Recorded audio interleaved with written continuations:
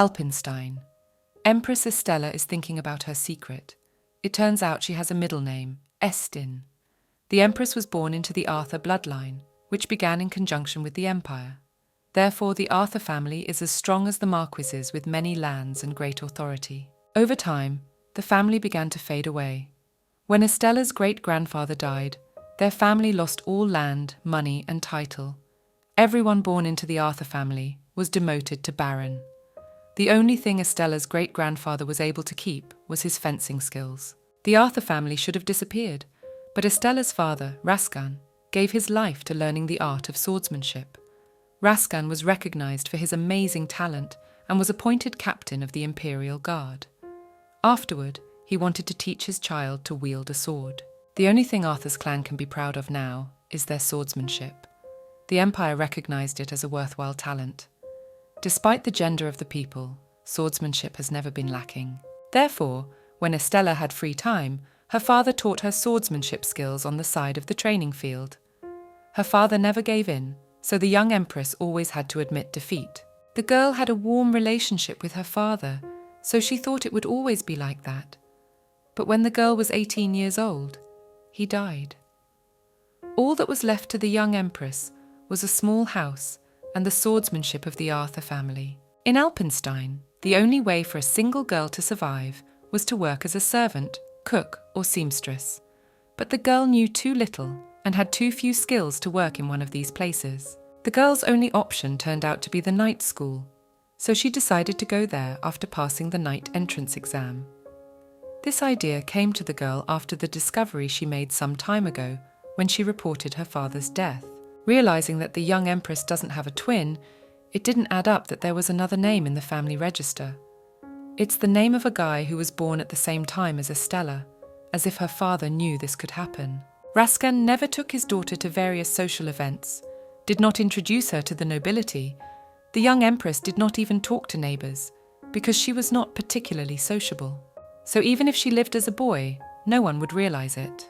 The girl realized that by living under the name Estin, she will get a great salary by becoming a knight.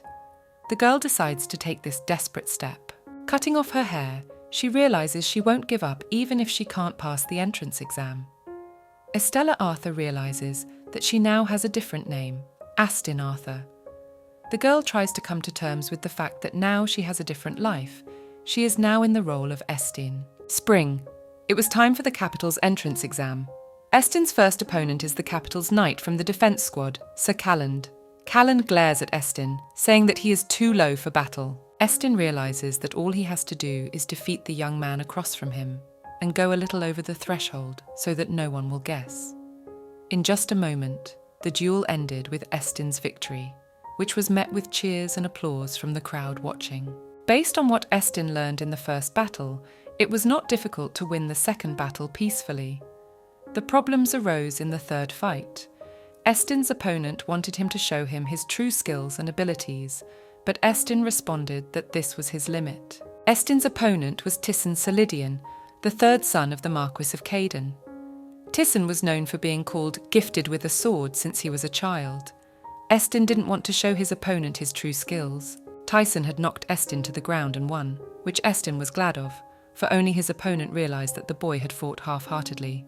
The next test was a written exam. Estin realized that he should not stand out, so he didn't try as hard as he could in all the following exams. Even in horseback riding, he was a little behind the others. The exam was over, and a few days later, Estin was jubilant that he had passed. Now he got to be Estin, getting a paycheck while working as a knight. Estella realized that now she could not worry about money and live happily. The girl was so happy that she decided to get drunk, crossing the path of the scary man. The girl was able to join the Kiande without drawing attention to herself. The older man congratulated Estin, asking who he was to Raskan, to which the young knight told the man that Raskan was his father. Surprised, the man said that he knew Estin's father, and then added that he didn't see the young man as talented as his father. The man then told Estin not to worry, for he would definitely become a great knight. The young man told the man that he was not sad about it, for the Kiande was the closest thing to a citizen of the town. To which the man replied that the young man had overly mature thoughts, just like his father, Raskan. Thus, Estella became part of the Kiande Knights as Estin Arthur and would receive the title of baronet that same year. The girl was going about her daily Kiande routine as always, living a good, simple life. Another knight approached Estin, calling the young man lazy Sir Estin. The latter decided to clarify if this was the year Estin should get married. After handing the box of cookies to Estin, the man asked the young man if everything was okay, which Estin did not understand. Then the man said that Estin had something wrong with his debts, his face, his body, to which Estin said that he had no debts. Then the man touched the young man's head, saying that girls nowadays like boys with small heads. Realizing that Sir Estin looked very well, the man asked the young man if he had received letters of introduction from rich daughters. To his colleague's words, Estin replied that he was not interested in getting married as a Kiande knight. Suddenly, a man burst into the room, loudly announcing that they have received a request for military support. The request was sent because a bear was spotted in the forest area. And the man also said that the Medical Academy sophomores were heading into the woods to gather medicinal herbs for class, at which time a bear appeared in the woods. Estin decided to head into the woods to find the students, asking the man to keep an eye on the office. While packing for the forest, Estin remembered all about bears, Edward Bear's monsters that only live in the Edward Forest. According to legends, when Alpenstein was invader territory, the only witch in the forest was 9 years old. The witch was young, but was the ruler of the remaining territories to protect her lands. So she created the Edward Bear, for in her opinion, bears were the most feared creatures. He wasn't ordinary or plush, he was a monster, though the witch's magic didn't contain cruelty and malice. Estin ordered the rest of the knights to hurry, or the students would be in danger. Jumping on his horse, Estin was about to ride away faster, but he was stopped by a voice. It was Tisson Sir Lydian, the same guy who had noticed that Estin was holding back in the entrance exams 3 years ago. Tisson had gotten the top title, living up to his nickname. The boy was assigned to the Imperial Palace, so Estin thought he would never see Tisson again. When Tisson heard about the bear, he asked Estin to go together. The young man reluctantly agreed to go with Tisson. It turns out that Tisson, having learned about the young man's title, began to pester him with his questions about what Estin forgot from the commoners, why he does not want to develop, why he does not want to increase his influence in society. In addition to that, Tisson asked Estin to fight again to see how much their skills had changed.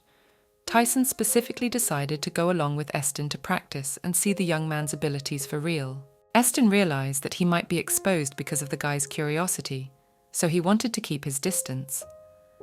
When they got to the place where the bear was, they had a conversation about whether Tisson had seen the monster before, to which Tisson replied that he hadn't. Estin didn't understand how a man of that level hadn't fought an Edwardian bear yet.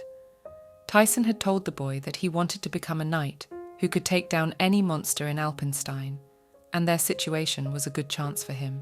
Estin realizes that the dark-haired boy is going to let his guard down and just play with a monster he's seeing for the first time. Estin learns that Tisson fought a goblin he encountered at training camp 2 years before the entrance exams. The dark-haired guy also learned that Estin would be fighting the monster he had seen 4 years ago.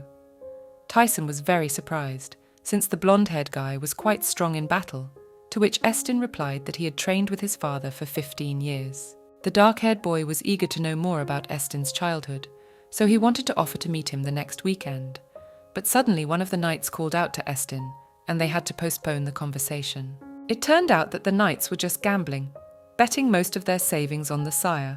Therefore, approaching the crowd, the latter demanded a share. Tisson could not understand why Estin's men were betting on him. Estin then decides to mess with the dark-haired guy, saying that his men shut up as soon as Tisson approaches. Afterward, Estin tells Tisson that he wants to see him loosen up. Despite spending a lot of time with his men, Estin is constantly nervous. A captain runs up to Sir Estin, telling him that they have blocked off all the paths. So they will need to find the Medical Academy students, the 2 teachers, and the women who went to pick mushrooms. To which Sir Estin says that the women often go mushroom picking, so they know how to avoid bears. The blonde-haired boy learns that the knights have also requested help from the Security and Defence Department, but they can only arrive in 6 hours. Tisson is extremely surprised that help would have to wait 6 hours. Not understanding, Estelle asks the guy why he's still there, to which Tisson replies that he wants to go with the young man. Upon recognizing Tisson's Sir Lydian, the knights look at him with admiration, realizing that he is from the imperial palace, and talk about how lazy Estelle is. The young man was extremely displeased, for everyone had forgotten about the bear, surrounding Tisson to learn more about him. After that, Tisson, along with Estelle, headed over to the bear. On the way, Estelle decides to see if Tisson knows how to fight the bear, to which the guy replies that the core is right in the middle of the belly button. Realizing that Tisson knows the theory, Estelle relaxes a little. After all, people often get confused. Thinking it's a regular bear, people try to slit its throat or stab it through the heart. It's easy to make a mistake. The monsters created by the trees will only die if their magical cores are destroyed. Realizing that they have no definite path, the guys decide to go forward. But at some point, everything goes wrong. Estella had no idea that in this forest her fate would change again. A red-haired man pulls a girl with dark hair behind him. Not understanding, she asks the man, "Cleo, what is going on?" The guy only looks at the girl with his bright green eyes, making her shut up. After a while, the girl starts screaming again, not realizing what she has done. She apologizes, still not understanding why. Cleo, however, tells her that they will soon find out how honest the girl is. The girl starts crying, asking the guy to explain to her what she did wrong, asking him to give her another chance. The guy freezes, asking the girl to look forward. When she sees the trees, the girl is overcome with fear. The boy then orders her to go towards them. A girl named Inas refuses to go near the trees, begging Cleo not to. Even though he promises to protect her, she won't even stand next to him. Then the guy throws her up against a tree. The girl thought the tree said hello to her, so the boy told her. It turns out that these trees, Kealalkan, were planted near the homes of witches. They would attack approaching enemies, and here's a tree greeting a girl. Inas tries to justify herself by saying it wasn't her, but as much as Cleo doesn't want to believe her, he pulls out his sword, swinging it at the young lady. After that, the trees stretched out its branches, preventing it from touching Inas. The tree tried in every way to protect her. Taking the girl with its branches, it began to draw the lady to itself, saying that it would protect her. The tree, pulling the girl to itself, begins to attack Cleo, saying it will protect her even if it becomes ash. Inas didn't want to stay in the tree's hands, so she started to reach for the guy. The boy kills the girl, preventing the tree from reacting. The girl dies, and Cleo goes to the roots of the tree, about to turn it to ash by stabbing the roots with his sword. The guy doesn't understand how he's supposed to clean up the mess if he can't defeat the tree. Not knowing where this will lead, the boy makes a decision. At this time, Estelle and Tisson are still walking through the forest, realizing that vigilance must never be lost since the Edward bear has appeared. Estelle comes to this forest all the time. Due to the appearance of an Edwardian bear, the lad has been visiting the forest for the past 4 years. Tisson learns that during his vacation, the young man either reads books, eats, or walks. After Tisson learns about Estelle's preferences, he decides to invite him over for a weekend meal. The next second, the first Edwardian bear appears from behind the boys, which Tisson quickly kills. Estelle reminds the young man that there can be about 300 bears on the bark of a single tree. Therefore, any path the boys take will lead them to the bears. The young men then come across a large number of bears, which they deal with. As Estelle kills the bears, a thought occurs to Tisson, which is interrupted by a bear standing behind the boy's back. Estelle kills this bear, telling the young man not to get distracted and to focus on the battle. After killing most of the bears, the boys hear a scream. Estelle tells Tisson to stay put while Estelle goes to check, since he knows this forest better than Tisson. Going to the scream that Estelle heard, he comes across Cleo and a murdered Inas. Cleo feels guilty towards the girl, for he himself led her to the place that caused her death. Not understanding what is happening, Estelle asks what it is, turning to the red-haired man. Realizing that the man killed the girl, the young man draws his sword. Cleo talks about hearing the sounds of footsteps and that Estelle is very unlucky. After getting a better look at Cleo, Estella realizes that he is the most handsome she has ever seen while living in Estin's role. Cleo doesn't want any extra witnesses, so he decides to attack the young man. Estin stops the man from injuring himself, and now they are sword fighting. The red-haired man notices the squad uniform on the young man, so he tells him that the security squad should stay away if they don't want to embarrass their squad. Scoffing, Cleo asks the young man about his abilities. Enraged, Estin fights much harder. Cleo realizes that the young man is still weak, so he decides to hit harder to end their fight quickly. The man throws Estin back a little further. Estin realizes that the red-haired man is stronger, and there is nowhere to wait for help. Estin resigns himself to the fact that he will probably get hit first. Estella was content with life in the security department, for she never wanted to be a knight, risking her life. But she's never met a man so strong. Her interest is piqued. Now for the first time, Estin wants to defeat a man so badly. So now Estella will do her best. The girl runs to the attack, having her sword ready. Cleo thinks the young man is in too much of a hurry. Realizing that Estin is a swordsman of the Arthur family, the man stops the young man's sword with his hand, asking the lad his name. Not understanding what the red-haired man is doing, Estin asks what he is up to. Cleo replies to the boy that he is going to kill or pardon the young man. Estella tells the man that her name is Estin. The red-haired man asks the knight if he wants to know his name, the name of the murderer. Frightened, the boy replies that he is not interested in the name. An Edwardian bear appears behind Estin's back, and they realize that the man and Estin need to deal with the monster first before getting acquainted. Estin makes quick work of the bear, which the man clearly doesn't like. Cleo reminds the young man that he could kill Estin at any moment. Estella realizes that she has let her guard down, after which she tells Cleo that he seems to understand the language of monsters better. The realization comes to Estin that new monsters will appear right away. As it happens, the Edwardian bears appear at the side. Fighting the bears, they decide to accept a temporary truce. Cleo adds to keep the young man on his guard, naming Estin as a knight of the security department. During the battle with the bears, Tisson runs up, shouting Estin's name cheerfully. Estin hopes that now they can capture the red-haired boy. However, he decides to leave, saying that Estin now has reinforcements. Cleo leaves, saying that he has not seen any Arthurian swordsman for a long time. Tisson asks Estin about the man, but he only saw the red-haired man's back. All the young man replies to the boy's words is that they need to deal with the bears. Estin and his men kill a total of 7 Edwardian bears and rescue the students of the academy, but Estin's work doesn't end there. When he found the girl's corpse under a pile of dead Edwardian bears, he realized that the girl was a noblewoman. The dress made of expensive imported fabric, the jewelry with rare stones, all of it pointed to that. Estin thought about what would have happened if he had come sooner.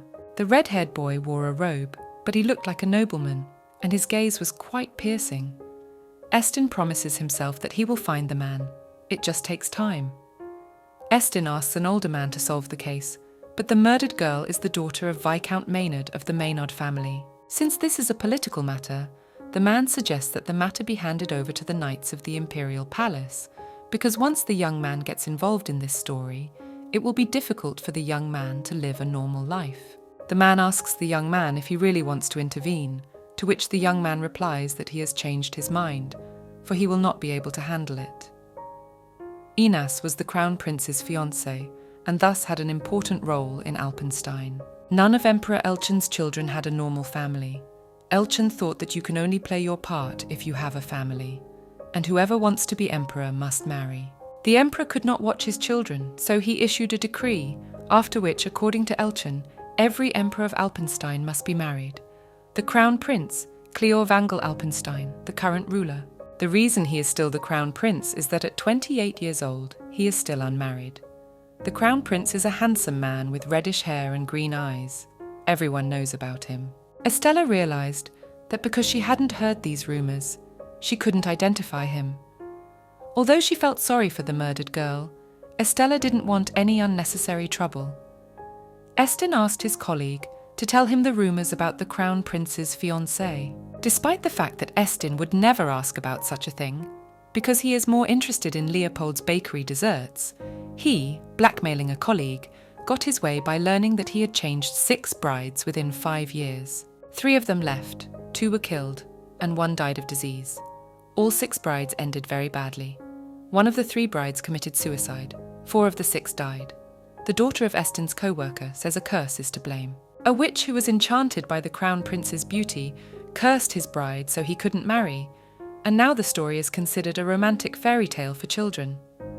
Estin remarks that his colleague likes fairy tales, to which he replies that fairy tales are just fairy tales, and the main culprit in all this is Empress Alpenstein. After all, she is Empress Albina, and the crown prince is not her son. The people of Alpenstein learn of Prince Cleo's disappearance. The imperial family has not been able to find him. Grief-stricken, the emperor later learns of the suicide of Her Majesty Elarissa.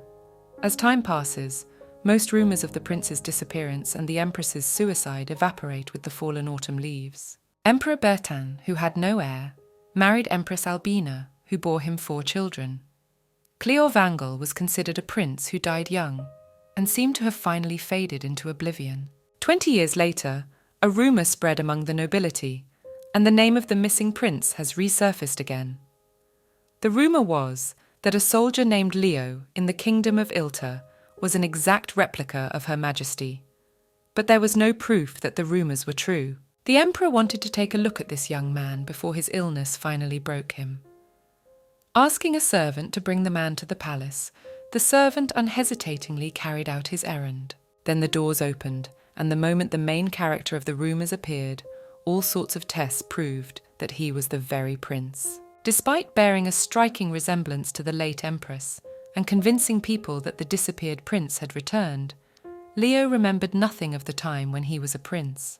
The various physical features that were on Leo's body matched those of the prince. In addition, there was strong evidence that he was descended from the imperial family of Alpenstein, namely, the sainthood of the goddess Severina.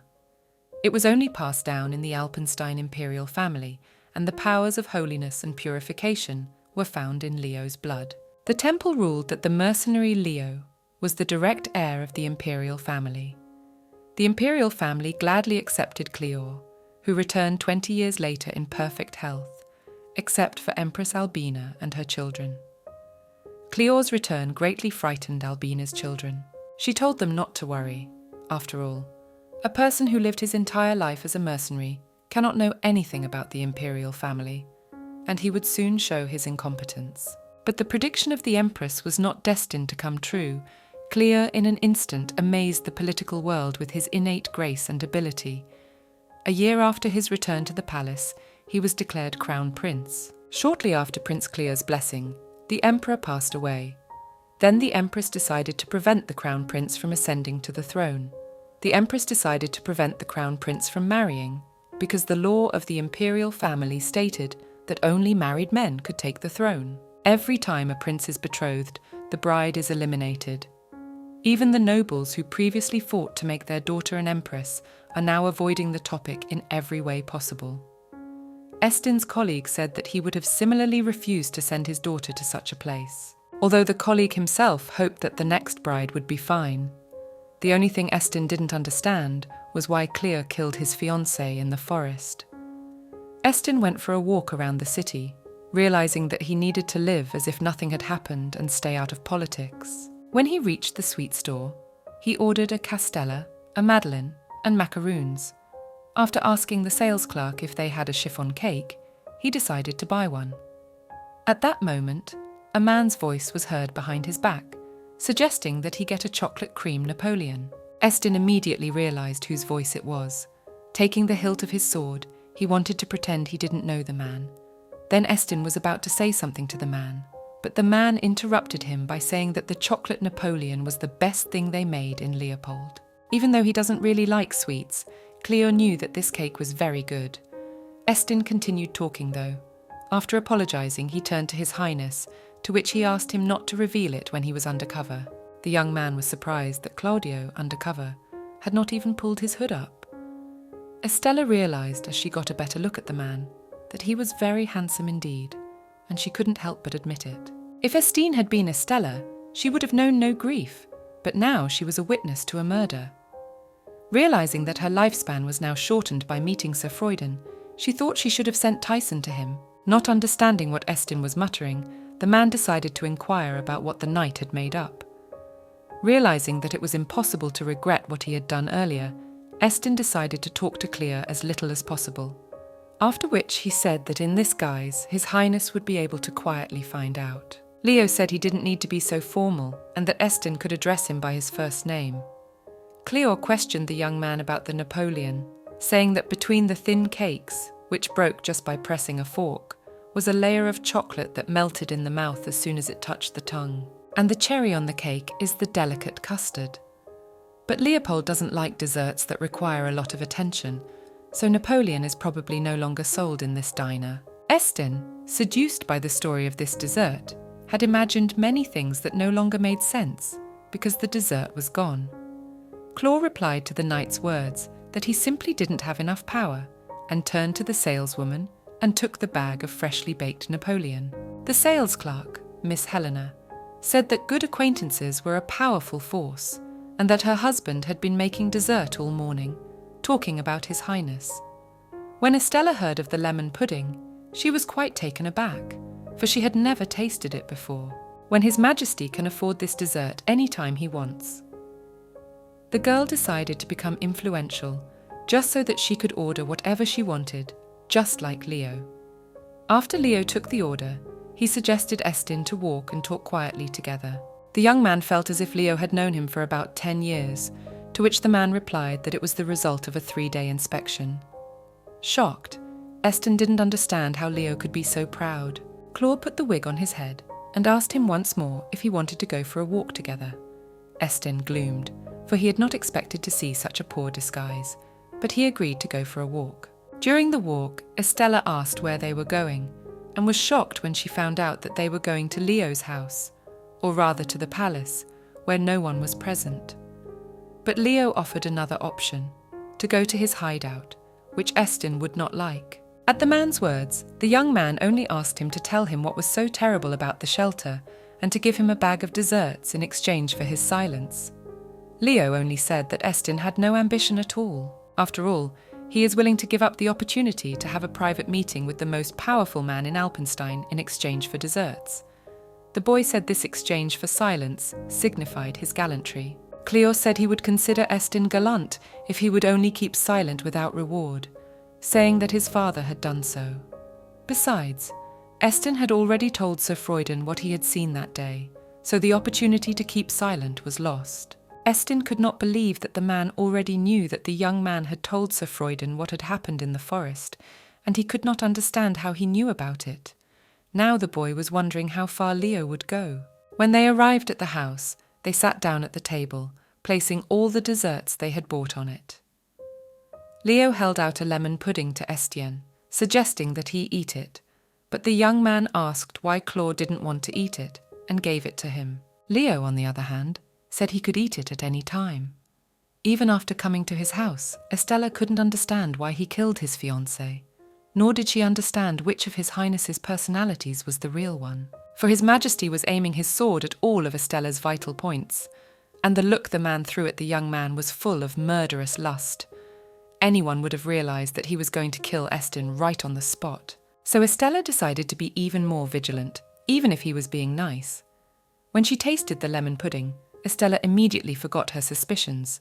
The pudding was too delicious not to emphasize eating it. Realizing that Estin liked the pudding, Leo offered him another dessert, saying that the young man had a big appetite. After Estin had finished with the pudding, Cleo suggested they get down to business. He then asked the guy if he had an older twin sister, to which Estin replied that he did. Leo also said that her name is Estella, and she looks exactly like Estin, and also Cleo asked where the girl is now. The young man told the man that his father was against his sister's relationship with the merchant from Raouli, so they ran away together at night. After hearing that, Cleo guessed that no one knew where she was now, or who she had married, saying it with a smirk. Then the young man replied that it was a pretty true story to tell people. After talking about Estin's sister, Leo suggested that the young man live as Estella for 5 years. Estin was shocked, because he would have to wear women's clothes and hide 2 of his secrets already. Cleo had suggested it for the reason that he had recently lost his fiancée. The young man corrected the man by saying that Cleo himself had killed her, after which Leo promised to tell Estin about it. It turns out that Leo has no way to stop the rumors of assassinations. Even though he has a strong influence on the imperial army, it doesn't work on the nobles. Therefore, they will be forced to turn a blind eye to Empress Albina's actions. So His Majesty wanted to marry a girl from a noble family in the countryside who has no ties to the capital. But it turns out that most families are unable to protect their daughters. So he needs a hereditary princess who is not affiliated with either side. And while the engagement process is underway so she can protect herself, Cleo says he wants Estin as crown princess. Arriving in shock, Estin says it's too dangerous. To which Cleo said he would teach Estin how to survive in the castle, as he himself had survived for 6 years. Estin is perfect for the role. His slender body, feminine face, and high-pitched voice are all he needs to deceive. Estin agrees, realizing she has nothing to lose. But in her heart she is angry because she has worked hard to become a knight and live in comfort. Leo also promises that in 5 years all of Estin's dreams will come true, but Estin says that his dream is to be a Kiande knight, and to receive a salary until he retires and then live a comfortable life. Leo is surprised that Estin has no intention of moving up the ladder, after which he calls him a lazy ass with zero ambition and no lust for power, and Estin confirms his words by saying that in the order he is called Lazy Sir Estin. Not understanding how this can be so, His Majesty is enraged. He says he will show what he can do, because he is the most powerful man in the Empire, scaring Estella. Afterwards, Leo says that the 5-year contract includes a monthly payment of 3 million gold pieces. If Estin saves 500,000 a month, in 5 years he will have 30 million and a free castle. Realizing how much that is, Estin realizes that he can eat desserts every day at the country house and do whatever he wants for the rest of his life. But before that, the young man learns why His Majesty is paying such a large sum. Leo replies that the sum includes a dangerous life in the castle. And also, Cleo lures the young man with the fact that Leopold used to be an assistant chef in the castle, and now the cook is even better. And promising that the man will appoint another equally experienced cook as Estin's personal chef, Leo leaves the boy, leaving him alone with his thoughts. The young man asks Leo to answer one last question. Now the lad learns that Lady Maynard was a witch. Estin wonders if it's possible that the monster was reborn into a noble society lady. Even if she was human, the crown prince would still kill her without hesitation. Cleo, Iletta's former mercenary, must have taken the lives of a huge number of people. He wouldn't mind getting blood on his hands again. Still, calling His Highness a murderer is not acceptable. Leo, leader of the Empire, the people would call it an execution, not a murder. And Estella could be next on the scaffold. Estin twitches fearfully, which is noticed by his colleague. The man decides to find out if the young man is all right. Then the young man says that he has a difficult choice to make. Estin tells us that he has been offered a difficult job for a certain period of time with a high salary. It includes a fee for possible risks. Estin has doubts about whether he should stay in his job and live peacefully or take the risk. A colleague asks how much Estin will be paid for his work. When he hears that the salary is about 3 million gold pieces, all the knights sitting nearby run up, not understanding what they can think about with such a salary. Estin says he is happy with this life, even though it is a small salary. Then his colleagues say that with 3 million gold pieces, he can live without needing anything. Then one of his colleagues gives his resignation. He then says that he is ready to be his butler, and that he will do his best to be Leo's faithful servant.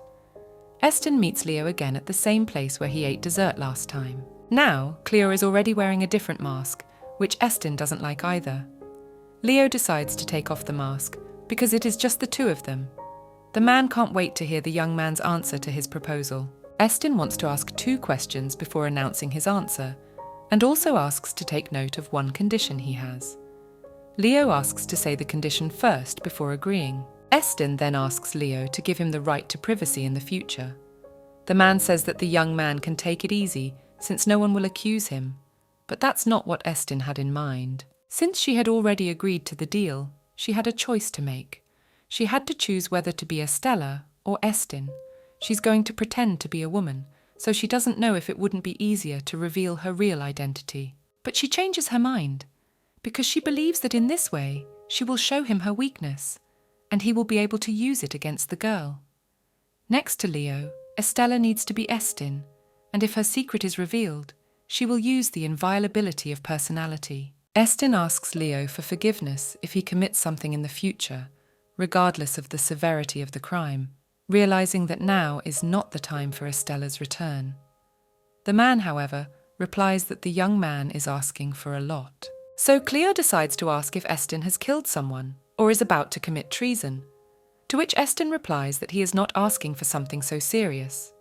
The man agrees, going to draw up a contract. Such a quick agreement frightened the young man a little, so he decided to ask about it. The man said that in any case their fate would be tied. Leo Estin would follow him when he died. If the people find out who Estella Leo really is, it will be the end. They are deceiving the people and going against the will of the past emperor.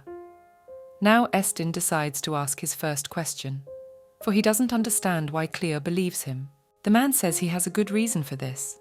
He watched the young man, the way he had protected their secret for 10 days. Leo realized that there wasn't an ounce of greed in Estin, and that he was extremely cautious. Cleo said that the young man could have given this information to Empress Albina and received a sum even greater than what he had been promised. The young man said that he did not recognize Leo as the crown prince, so he doubted that such a thing was possible. Leo was a little disappointed, because he thought he was quite handsome. After the man's words, Estin felt embarrassed, so he said he would accept any punishment. But Cleo said it was only a joke that proves once again that the young man has no need of power or elevation of title. And Leo added that Sir Freuden had assured His Majesty that lazy Sir Estin, the young man's second name. Cleo said it was that trait that reminded him of Sir Raskan. The man knew the young man's father, who was completely devoid of any lust for power. When Leo had offered Raskan a title of nobility, he had refused, asking only for an increase in salary. The man decided not to recall the old days, saying only that no one else had done the job better than Estin, a lineage with a worthy history that befits the imperial family. And Estella, who's never been out in public. Estin looks exactly like Estella, besides possessing excellent swordsmanship skills. And if Estin joins him, Leo's plan will succeed, and he will become emperor. Estin doesn't understand what all this masquerade is for, since His Majesty could just hire a talented mercenary. But Cleo said it was much safer to have a pure-blooded member of the Arthur family do it. And this job is very responsible, because you have to be on guard, so that people don't find out Estin's weaknesses and use them against him. Leo told the young man not to worry about women's things. Cleo will get the best people to take care of the makeup and clothes. Estin decides to ask the second question, what will His Majesty do with the heirs? The man says he can adopt one, then realizes that they need to deal with problems as they come, and now it's time to start acting on the plan. First, they need to make it appear that Estin and Lady Estella are living together. Since the young man does not need to go to the Kiandi every day, he needs to allocate his time properly and make sure to show people that Estella is at home. He must convince them that she was staying with distant relatives and had not run away. Cleo, on the other hand, will help with the cover. Before the engagement, Leo gives Estin the title of Count and sends him to the village. In the future, this will help people forget Estin's existence, and if Estella says that she agreed to the marriage for the sake of restoring the family name, no one will judge her. After the deal was done, Estin demanded a contract that spelled out his immunity. The man reminded Estin that their fates were tied, and Estin said it was only for 5 years. The boy decided to save up some gold to guarantee himself a comfortable future. The man took out the desserts he had brought with him from the main castle, the Crown Prince's castle, and the royal villa. Estin tasted the dessert, after which he swore eternal loyalty to His Highness. The man couldn't believe he had gained the young man's loyalty through just one cake, saying it was nice. Seeing that the young man had soiled his face in the brownie, Leo decided to wipe away the crumbs, saying that for him, meeting Estin in the Edward Forest had been a real blessing. the embarrassed young man asked His Highness to step aside to taste the rest of the pastries. After Estin's request, Leo stepped back, asking if everything was okay, for the young man's face was very red. The boy replied that he was fine, even though he was still embarrassed by the situation. Estella could not sleep. She could not even remember the taste of the last cake, for she was very nervous and could not feel anything. But His Majesty's words made her happy. She tried to stop thinking about him. Sam decided that he had only said them because he now had a pawn to use, and she has to stop focusing on that to stay alive. Putting on her dress, the girl couldn't remember the last time she had done that. Though the hat hid her short hair, she realized she needed a wig. People began to break into Sir Estin's house. The girl clattered about, asking how a knight could sleep at this hour, and also saying that a knight needs to get up on time for his job, even if he's lazy. That girl, Delin. Delin was a good acquaintance of Estin's. She talked to him more often than anyone else, so if Estella could fool her, it wouldn't be hard to fool the others. Peeking out from behind the door, Estella told the girl that Estin had left early in the morning. Tisson appeared outside the door, thinking that this girl, Sir Estin. Confused, the girl only asked about who this young man was. She didn't expect to meet him here at all. The girl couldn't understand what was wrong. Tisson could see the contempt in her face, but she didn't think he would recognize Estin in her so immediately. Delin, standing next to the man, said she remembered the young man's sister. Whereupon Delin asked the girl if she was the same Estella. Estella replied that it was her, and that Estin had told her about Delin many times. Delin then explained to Tisson that he had told her many times about his twin sister, who lived with distant relatives. Estella said she had just gotten back yesterday. Delin wondered where Estin himself was, responding by hearing that he had left early. He had urgent business to attend to. Delin then said she was starting to worry. It seemed to her that he had decided to give up his job at the Kiande and decided to become a bum, since he slept so sweetly. Estella said that no matter how lazy he was, he certainly wouldn't do that. Tisson also decided to keep the conversation going. He introduced himself to Estin's sister and told her that they were supposed to meet today, but he didn't come to the office. Afterwards, the young man remembered that he had never introduced himself. He said his name was Tisson Sir Lydian, one of the king's knights, and a friend of Sir Estin.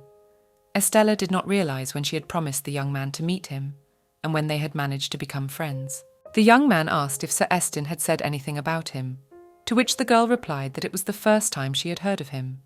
Estella was about to leave on business, for there was hardly anything in the house. Delin went to do the laundry and tidy up the girl's clothes. Tisson offered to escort Lady Arthur to the main street. The girl refuses Sir Tisson, saying that she cannot go shopping with a stranger. Sir Tisson ran to find a carriage for the young lady, while Cleo sat at the window of one and building. Said Sir Lydian was bewitched by Estella's beautiful face that he did not even recognize Estienne. Asked what His Highness was doing here, he said he wanted to take a look at his bride-to-be and escort her if she messed up. Leo also said that Estella should work on her speech. She must speak politely and with a smile, as befits a knight's daughter. Estella says that the man is not so polite for answering her question like that. The man says he bought all the houses in the neighborhood, so now they belong to the girl. He explained that the lady's house must be protected at all times. The girl said it would be better if he behaved as usual. Cleo thanked the girl for her understanding. Cleo offered the lady to go together, but she was waiting for a carriage. The man thought she wanted to go with him in the carriage, but she refused. Then he held out his hand and gallantly offered to accompany her. On the way, the man noticed that the lady had small hands and asked her if it was difficult for her to hold a large sword. The girl replied that she was a little uncomfortable. The girl is unaware of the guy's intentions, so she asks to go shopping first, but he says he came specifically to go shopping with her at the best stores with the Empire's money. On the carriage, they go to the residential area of the rental family. The girl realizes that they are not on the main street, so the young man says that before that, he needs to introduce Estella to one person. Upon entering the building, they are greeted by a woman with reddish-brown hair and a man already familiar to Estella. The woman introduced herself as Count Bartholomew's wife, Elendia, and the man as Sir Freuden. Estella tries to justify herself to Freuden, saying he had no choice, but the man says that Estin is very much like a lady, and so His Highness's plan will definitely work. Elendia says that Estella can become a real lady, but only if she doesn't forget about makeup and etiquette. Leo confirms the woman's words, saying that it was indeed an excellent choice. His Majesty calls Freuden over so that Estin won't worry so much. And also His Majesty wants Baron Scon's wife to help Estin too, as they are the same age, so they will easily find common ground. The woman calls Estella to her to transform the girl's appearance. Elendia says that life as a girl is clearly unaccustomed to Estin, but the woman will do what she can to help. So she asks Estin to be mindful of his situation. Miss Estella has not had the opportunity to appear in high society before, but she comes from a ruined but still noble family. Estin says that because of this, many mistakes can be overlooked. Estin says that the authority of the Arthur family is high enough to rise to the status of Empress. Elendia asks the young man to be extremely careful not to reveal his true identity. Having agreed, the Count's wife decides to begin preparations. She introduces Estin to a girl named Lydia, saying that from today she will be in charge of the young man's closet. Lydia bows to the girl, addressing her as Miss Arthur. Estella realizes that she is the most famous seamstress in the world. It was rumored that for a whole season, there were not even 10 of her dresses. They were worth their weight in gold. Estella couldn't believe that such a famous person was now responsible for her clothes. Lydia asked the girl to come and stand next to her. Following the trends of this season, the girl took with her bright samples of current fashion trends. Lydia asks the girl to show the jewelry she likes. Lydia also asks if there are any jewelry pieces whose style, material or pattern she likes. Estella says she liked the lace. They look expensive and delicate at the same time. She also asks to make the dress light and add more ruffles and frills. The girl remembers that she forgot her sword belt. It is useless as underwear, but as an item of outerwear, it is essential. Lydia and Elendia don't like the young lady's ideas, so they ask her not to even think about it. Leo and Estella ride back in the carriage. Realizing that something is wrong with Estella, Cleo decides to inquire about what happened. Estella says that Lydia is going to do things her own way, without regard for the lady's opinion. Cleo asks the girl to give him her hand. Not realizing what he is doing, she starts to twitch and sneer, after which he notices a bow of delicate colour on her hand. The young man explained his act by the fact that Estella turned pale when the Count's wife offered her dark fabrics. The blushing girl sat in shock. Noticing this, the man decided to find out what was wrong by asking the girl if she liked the sky blue colour. He was matching the colour though. The girl said that the bow looked cute, but it was completely useless. Then His Majesty suggested tying a ribbon on his sword as a tradition, for that is what knights usually do when ladies give them a bow. Joking that the ribbon was from a handsome man, Estella said that by tradition it should be from a girl. Then the man said he would just take the ribbon back when Estin's hair grew back. Adding that the wig looked realistic, Estella replied sarcastically that he was experienced at it. Saying goodbye, the girl stepped out of the carriage. She was met near her house by her friend Estina, who asked about the man who had given her a ride. To the girl's question, Estella replied that it was not her soulmate yet. In fact, Estella was embarrassed because it was the first time she had been escorted. She wondering what was wrong with her because of the ribbon. The girl realized how cute the ribbon looked. Looking in the mirror, Estella realized that there was no way she could forget that she was actually Estin. Cleo boasted complete control over all aspects of Alpenstein society, but the nobles only obeyed those with absolute power, which was the current Empress. Having lost the Empress's palace, having failed to deprive Isidore, second in line to the throne, of his right of succession, and having failed to bring the temple under his authority, the Crown Prince was still unable to gain their full favour and respect. The Crown Prince's palace. Cleo asks the servant if everyone is gathered. The servant tells him that Duke Offold of Archibald has brought 8 others, and Count Pedo of Caleb has brought 6. The only one, Sir Stein, arrived alone. Sir Stein, better known as Viscount Maynard. The fact that he arrived alone could only mean that his supporters had deserted him. Baron Pavlov and Sir Vadir have also arrived alone. To which His Majesty replies that they arrived only out of curiosity. Thinking about the fact that these people get too meticulous when it comes to dealing with political issues, His Majesty realizes that these people hate to shed their blood, but also can't stand to see a man win by shedding his own. Upon entering the hall, cheers were heard from everywhere, greeting His Highness. Cleo said, apologizing for making him wait so long. It was beginning to be time for another fight to begin. The aristocrats of Alpenstein can be divided into two factions. Caleb, an alliance of the nouveau riche, led by the Earl and Sir Roberts, and the Archibald Clubber group of noble families with long traditions, represented by the Duke of Offeld and the Duke of Amelan. His Majesty understood what those present wanted to ask. They wanted to hear that His Majesty had already chosen a new candidate for the place of Empress. Those present already knew it. No information could pass them by. The people were dissatisfied, for the young man had not even agreed with them. To the indignation of one of the men present, Cleo replied that there was no point in discussing it. They did not want His Majesty to marry one of the daughters of the nobility. The men's faces darkened, and one of them said that the Empress could not come from a family without a title. So he suggested Princess Ildana Raioli as a candidate. Then Leo complimented that it would cause a diplomatic incident when she died prematurely, whereupon Cleo said that his new bride was from the family of the Arthur family, so no one can call her family unworthy. Everyone knows that the former emperor, Leo's father, intended to give her father the title, and if Raskan had not refused the title, Estella would have been the daughter of an earl. His Majesty decided to give the title to Estella's brother. He said it would be a posthumous gift to Estella's father. Those present began to protest, asking His Majesty to think of the long-term consequences, for Sir Arthur was a rather unremarkable knight, and even with the title he would find it difficult to cope with all the problems. The men also wondered whether the Empress would be able to rely on a family with no power and fulfill her role with dignity. Leo said he could not afford the luxury of thinking about the long term, but he has no choice but to tell those present what must not leave the walls of the room. Cleo has told the men that this marriage will be purely arranged. Lady Arthur is eager to restore her family's name and seek stability, and His Majesty needs a woman who is not afraid to marry His Majesty, so they came to an agreement. Those present in the room were shocked.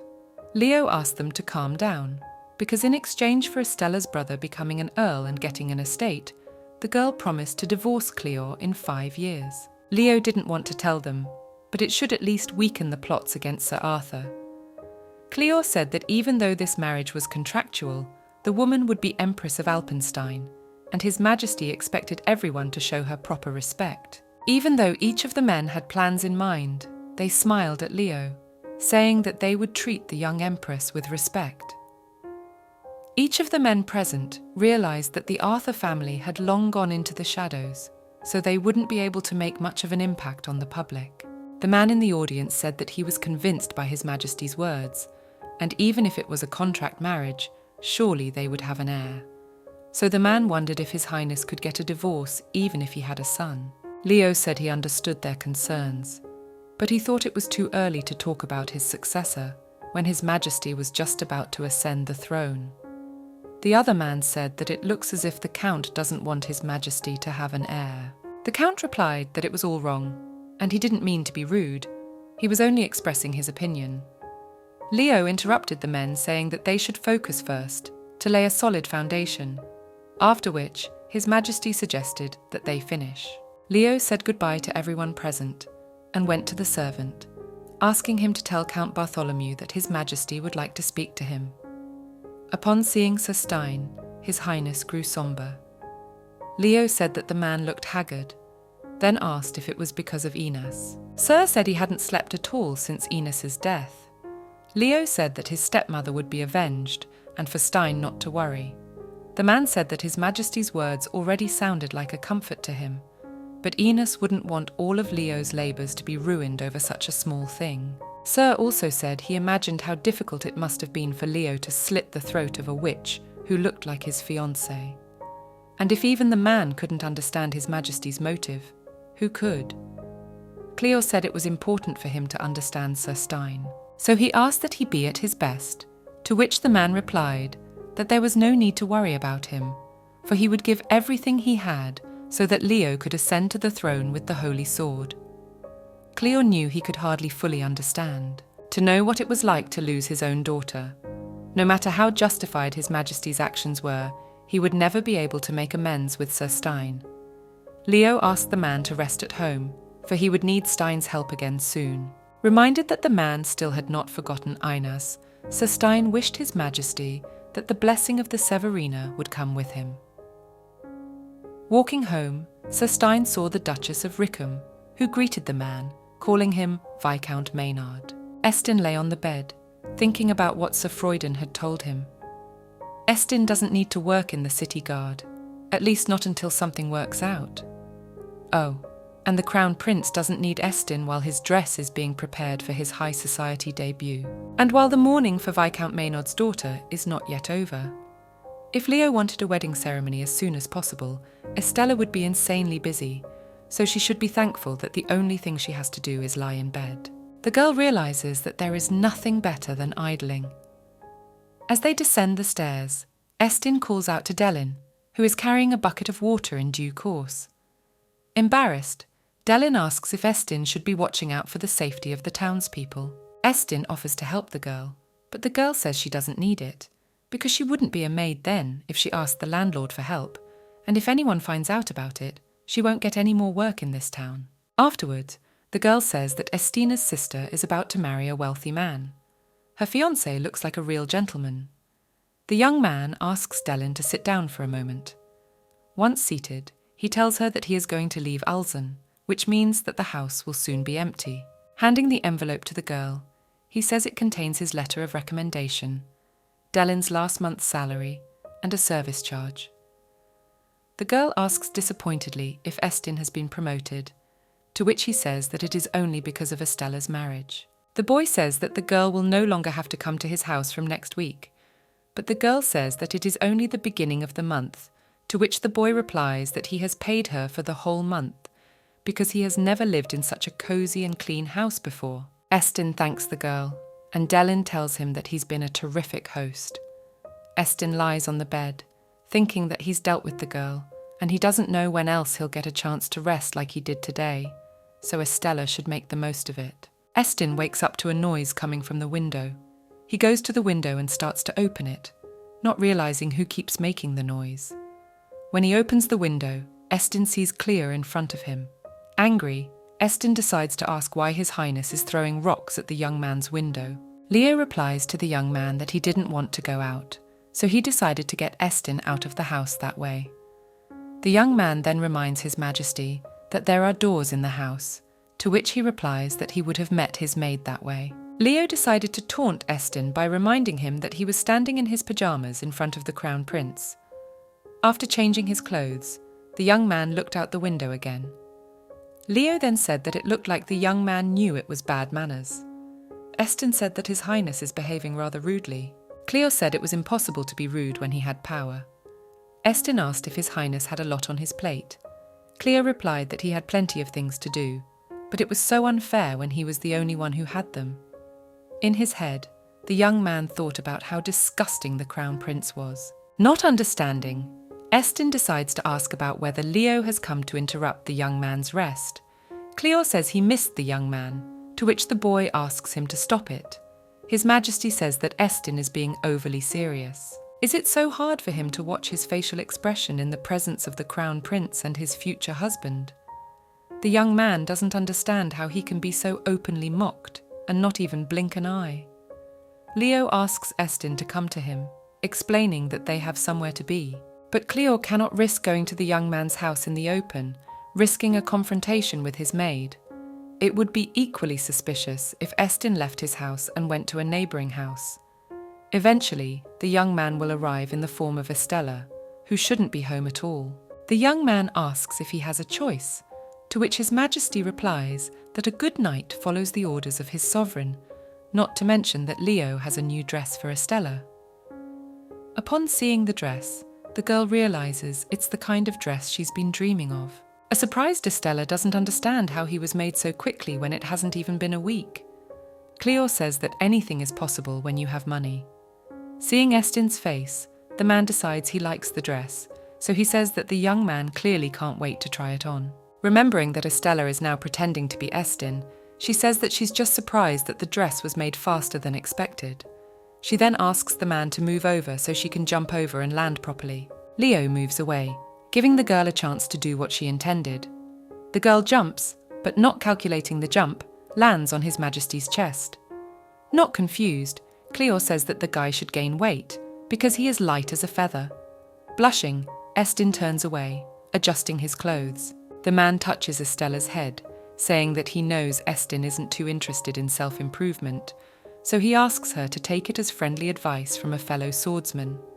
His Majesty leaves, asking the young man to wait while he brings Countess Bartholomew. Estella thought her heart would jump out of her chest at that moment. She realized that she must not forget who she was and who the Crown Prince was. He would not hesitate to get rid of her when necessary. Now she was all alone and could only rely on herself, so a little extra caution wouldn't hurt. In any case, she liked the dress very much. There was a box next to the dress that interested the young lady, so she decided to look in it. Opening the box, the girl saw a hat and shoes that looked very beautiful. It was immediately clear how well they would go with the dress. Before, Estella could only dream about outfits of such high quality. Now, however, one of those dresses meant for her was standing right in front of her. Estella hoped that she would not have to wear all these things at once.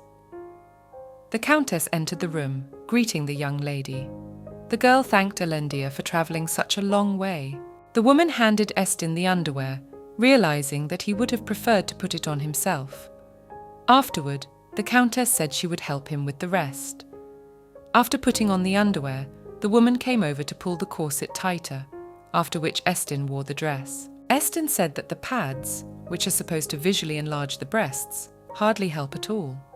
Elendia told him not to worry, as many girls have the same figure, adding that if they pick a high-neck dress, he'll look winning. The Countess adds a shawl to the dress, prepared by Lady Lydia, and says that Estine looks much better that way. Estella really liked the exquisite pattern, because she thought about how incredible Lydia is. The girl realizes that she shouldn't give away her real self, so she replies to Elendia that the dress looks beautiful. The Countess is upset by the young man's answer. She then pulls out a box of diamond jewellery that comes as an engagement gift from the Crown Prince. Estella opened the box and saw earrings and a necklace. The only problem is that the necklace will not be visible under the shawl.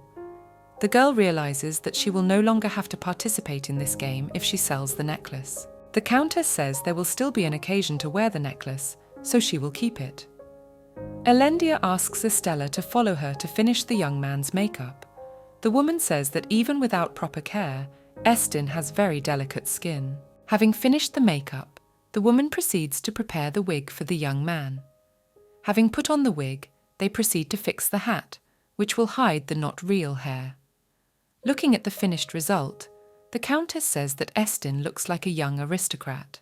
Elendia says that when Estin has personal maids to help him dress, it should be remembered that he must put on his own underwear so that no one reveals the young man's true gender. To do this, Estin can say that he has scars and he doesn't want to show them. Then the maids will understand. The guy replies to the girl that he understood everything, after which he looks at himself in the mirror and realizes that it's all about accessories. After all, there is nothing special about Estella, but she still looks pretty decent.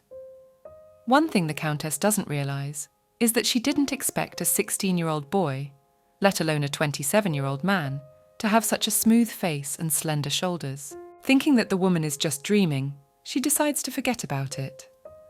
When Estella and Elendia come downstairs, they find Cleo sitting at the table. He turns around and says that cosmetics and clothes really do work wonders. Estella says she doesn't care for His Majesty's taunts, then asks where they are going. Leo says they must first visit the Arthur family's new residence, where Estine will live while His Majesty and the young lady are engaged. If they don't do it today, it will be much harder next week to get everything done before the day of mourning. The Crown Prince says that the house in which Estin is to live is one of the houses that His Majesty already possesses, and there are also people to whom Cleo must introduce Estella. His Majesty tells the girl that she doesn't have to move right away, but as long as she lives in that house, it will be harder to prepare for her debut and their engagement. Leo says that Estin can feel free to use the house however he wants, as long as they are bound by the contract. Estella asks the man a question, addressing him as His Majesty, whereupon Cleo replies that he asked her to just call him Leo. The girl tells His Majesty that they aren't that close yet, and Cleo compliments by saying that they should pretend to be close. Estella says she doesn't see the point, since everyone already knows we're only getting married, so Leo can become emperor. The Crown Prince says that no woman has ever spoken to him as cruelly as Estella. Making his trademark face, the man feigns pity, and the young lady blushes. The girl decides to stop bullying the prince by telling him that she will pretend. The upper-class neighborhood of Winson Street. The prince gives the girl his hand as she steps out of the carriage. Leo tells Estella that she doesn't have to greet the servants formally, but she should remember them by sight. Also, the man says that the hired servants have bodyguard skills. The girl tells the man to forget about her guards, for while they are unable to take care of themselves, they are quite welcome. Cleo replies that they will not interfere with the young lady. The prince shows the girl the grounds, saying that for the next 5 years it will be hers. Estella says that everything looks quite beautiful, and it will be hard for even experienced assassins to get in here. Leo warns the girl that he will be coming by from time to time. And just so the girl is sure, he says that all the staff has been vetted before coming here. The nobles gathered not far from the couple. As they approached, the men said hello to His Highness and said that the lady's presence was a blessing to them. After kissing the girl's hand, one of the men said he was honored to meet her. After that, Cleo decided to introduce the grey-haired man with Estelle.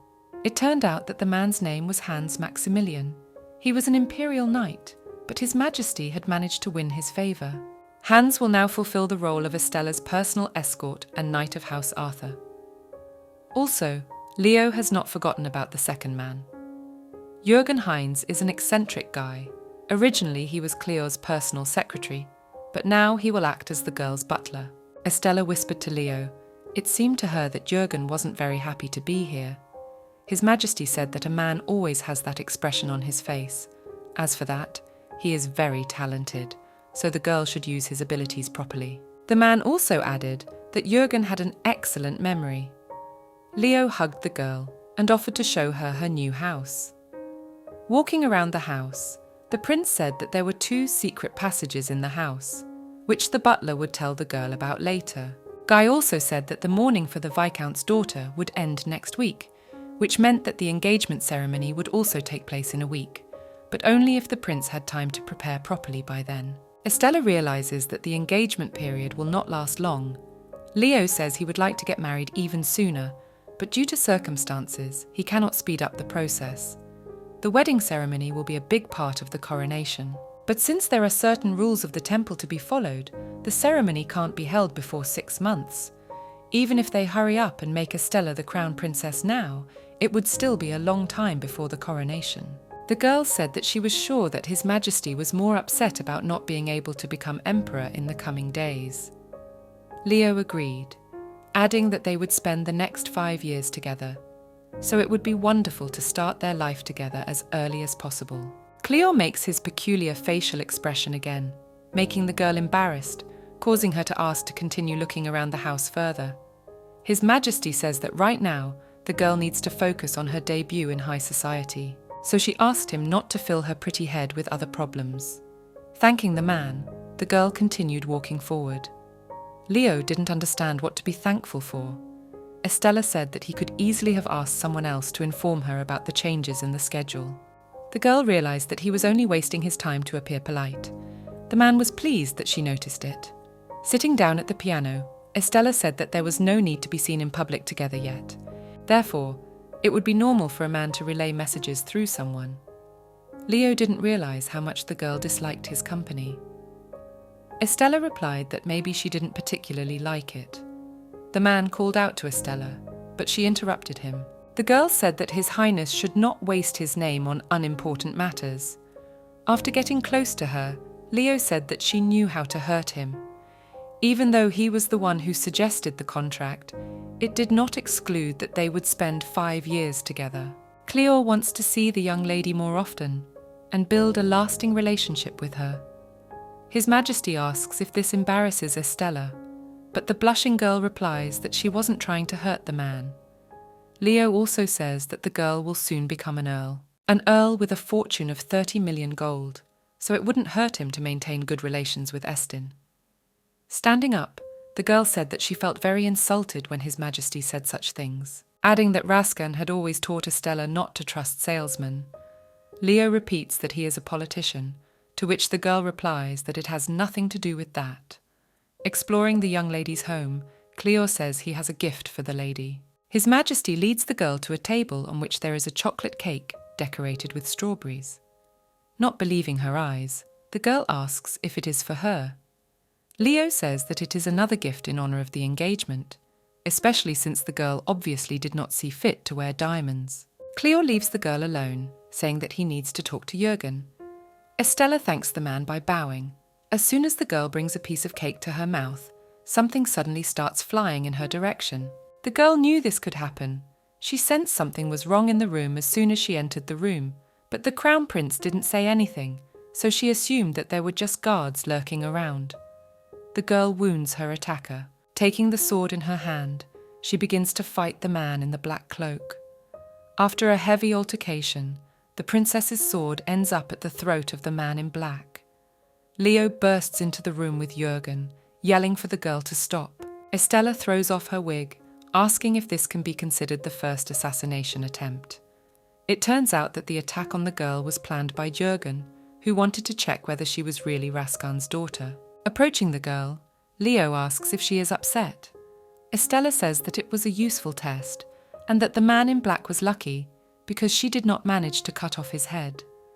The young lady realizes that the attack was planned and that the Crown Prince knew about it. Angry, the girl says that the wig won't fit. Not understanding the lady's reaction, Leo tries to find out if she's angry. Estella says that it was a great way to test her self-defense skills, and also sees that Jürgen didn't expect such a reaction from her at all. Leo ordered Heinz to get a skillful maid to fix Estella's wig. The girl said the dress was fine, but she couldn't use the sword properly while wearing the wig. The long hair blocks the view. If the wig was fastened on her head, the girl would be taken out of the battle quickly, but if not, it could suddenly come off in the middle of the battle. When asked by Leo why the girl didn't kill the man, Estella replied that she saw that they didn't plan to wound her, and also the girl noticed His Majesty's inaction, which confirmed that it was just a test. Cleo asked if the girl would have been able to if it wasn't a test. She wouldn't have been able to, for it wasn't fair. People would have been sent by someone else and they would have gotten hurt. Leo said she was the one being treated unfairly, so why didn't she react? Estella said that if unfair treatment is a good reason to kill, then at least half the nobles would die at the hands of their own guards.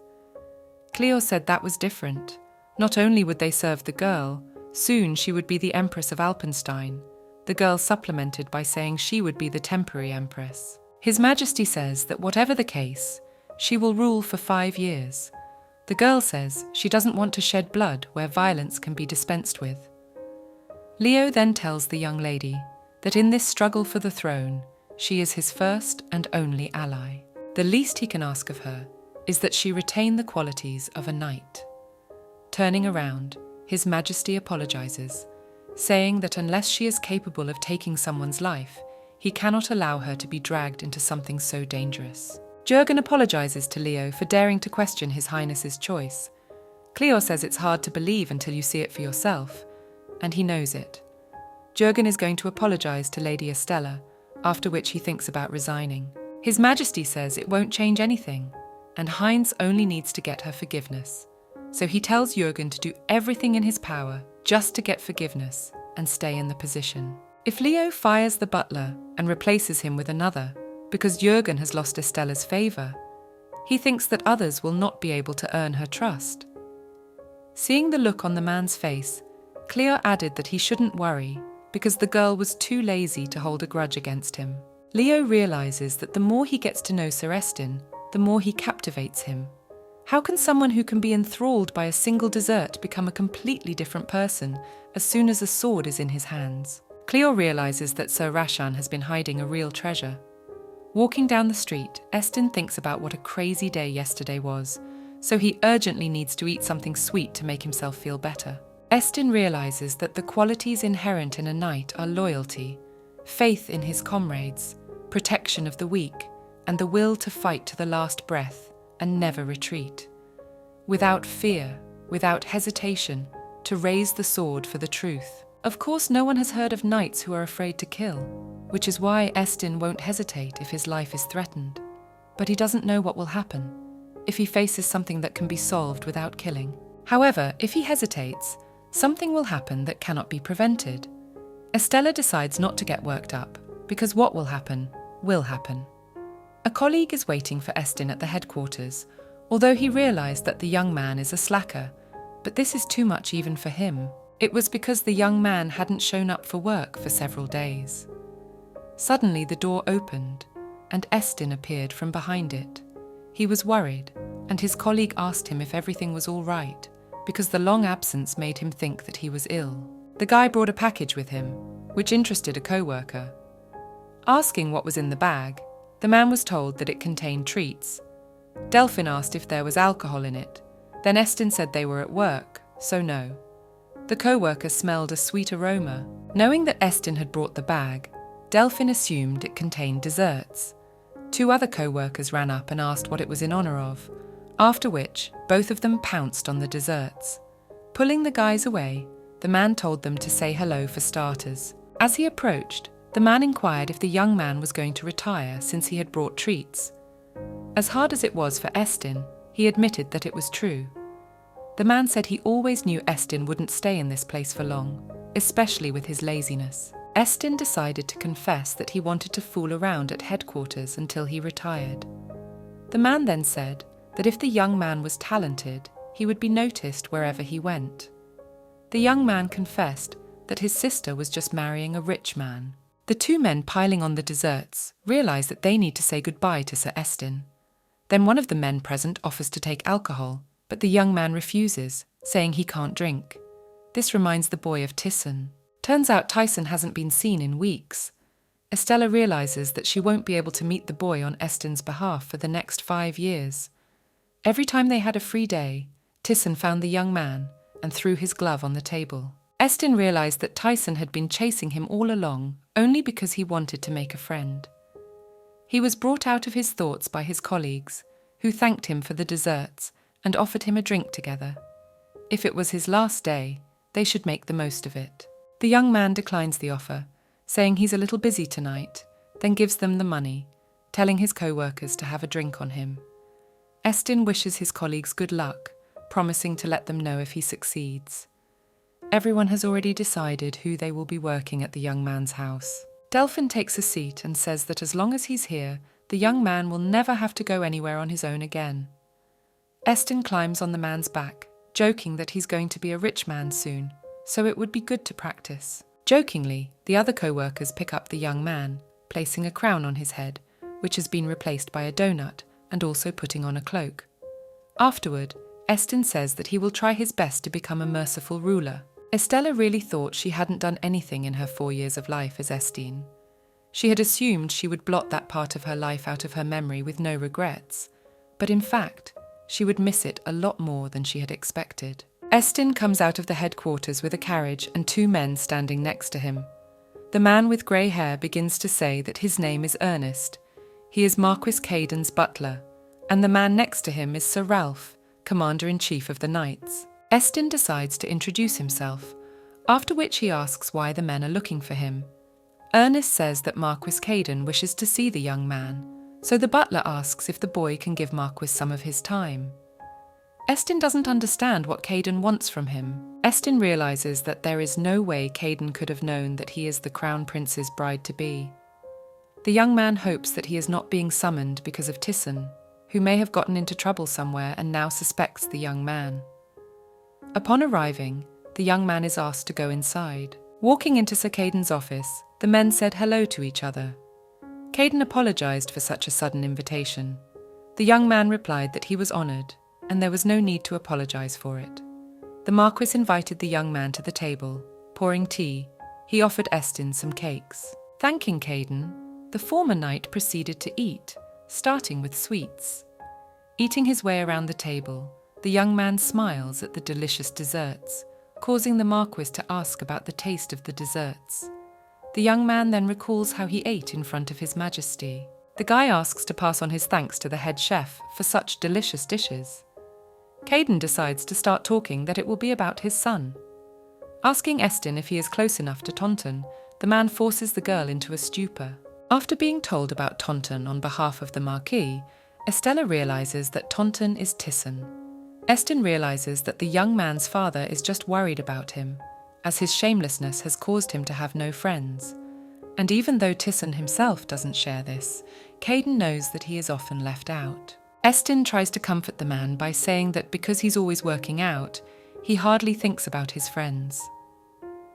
Caden then confesses that Tisson, after meeting the young man, began to refuse picnics with his mum for the sake of their meeting. Caden's wife cried about it more than once. The man also said that his son had spent the last 2 weeks at home, refusing to leave the room, so Marquis wanted to know if the boys had had a fight. Estin said they hadn't been fighting lately. Caden said he knew about the boys' fights from before. Then the young man tried to explain himself, saying that it was a misunderstanding, because Tisson just thought that Estin didn't take their training seriously. That's why he got angry. The man then wanted to know about their relationship. Estin told the man that Tisson overestimates his abilities and is looking for a young man to train together. And yet the guy says they don't have a close enough relationship for friends. Tisson burst into the room. Calling his daddy, the young man reminded him that he was okay. Caden asked his son to call him daddy, not father. The boy then promised his dad that he would leave the house if the man didn't stop. The man became upset, not understanding how anyone could threaten his dad. Caden asked his son if it was so bad that his father had decided to meet his friend. Looking around, Tisson saw a blushing Estin. Taking the boy's hand, the dark-haired young man ran into the yard. When he arrived on the porch, the young man addressed his acquaintance, calling him Tonton.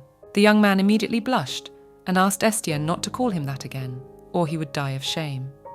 Estella, mocking the boy, decided to say that everyone in Alson clearly knew how beloved Sir Tisson was. Sitting down on the steps, the boy says that he doesn't like this overly strong love from his parents.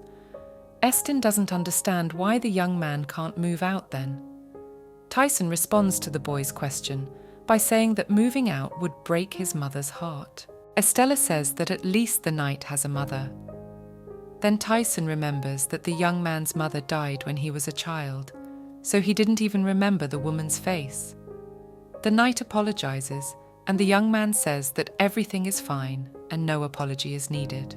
Watching the sunset, Tisson says that he used to think that the young man didn't care about him. Then Estella decides to confess that she never disliked him. It's just that Estin is annoyed that every time they meet, the knight asks the guy to do something he doesn't want to do. Estin said that when Tisson had stopped visiting him, he had thought that the young man was wounded or something of the sort.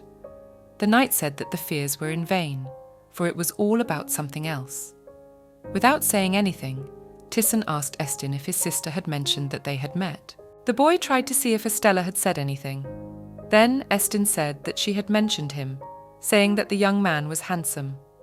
Tisson blossomed before his eyes, after which he asked if she was married, to which the lad had to reply that she was soon to be engaged. From the knight's reaction, it was immediately obvious that he was upset. The young man explained that he should have guessed that such a wonderful lady was betrothed, even at such an age. Estella realizes that Tisson likes her very much. That day, Tisson saw Estin as Estella for the first time. The girl didn't understand what it was, whether it was love at first sight.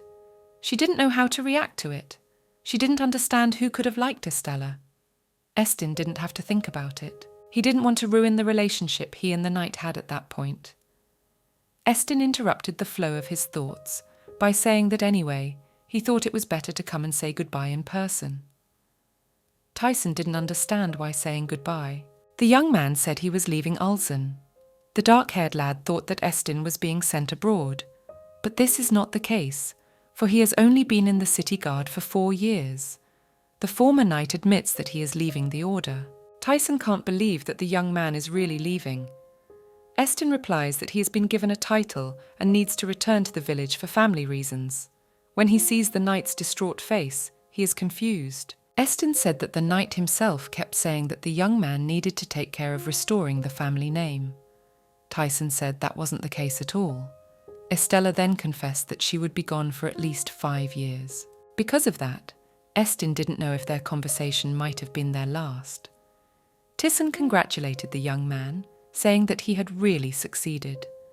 The boy didn't understand why the knight was so upset, to which he replied that he was sad to see his friend go. Seeing Tisson like this, the former knight realized that if he were really Estin or only Estella, then maybe the knight would actually like the young man.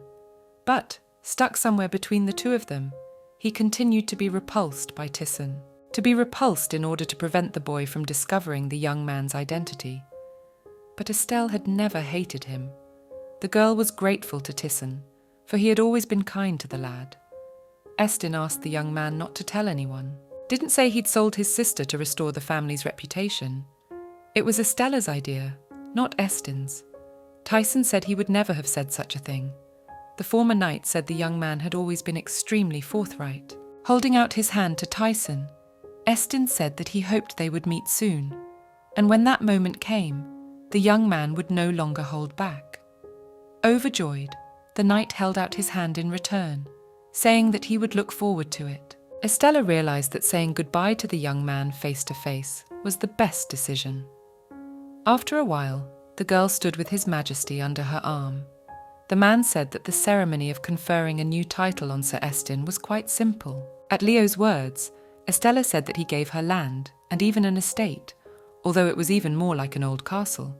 But the contract didn't say anything about an estate. Cleo said that it was of great importance. Now the Arthur family would be treated as a full member of the traditional aristocracy, not as one of the nouveau riche. Estella said that people might get the impression that His Majesty favoured her too much. Cleo did not see anything wrong in it, because jewellery is not very interesting to the young lady, so he had to think of something else. Estella said that she had agreed to marry him without all the gifts, not to mention the bonuses stipulated in the contract. So the girl asked what complaints she might have. Then Leo asked if the girl felt betrayed by the test. The girl, however, said that to feel betrayed, one must first be trusted. After which the girl said that His Majesty knows who she really is, but he also fought her, so he knows her abilities. Naturally, people who hadn't seen her in action would be doubtful. In any case, if His Highness continued to give her such gifts, the others would start complaining. Cleo tried to call out to the girl, calling her by name, but she continued talking. It seemed to her that it would be better to give a demonstration of her skills, once for everyone. There was no reason to be against it. Personally, she would prefer such an outcome to the constant doubts about her. Leo said he wouldn't stop giving her gifts, but he wanted the girl to realize how much he cared for her without them. Estella didn't understand. First Tisson, now the Crown Prince.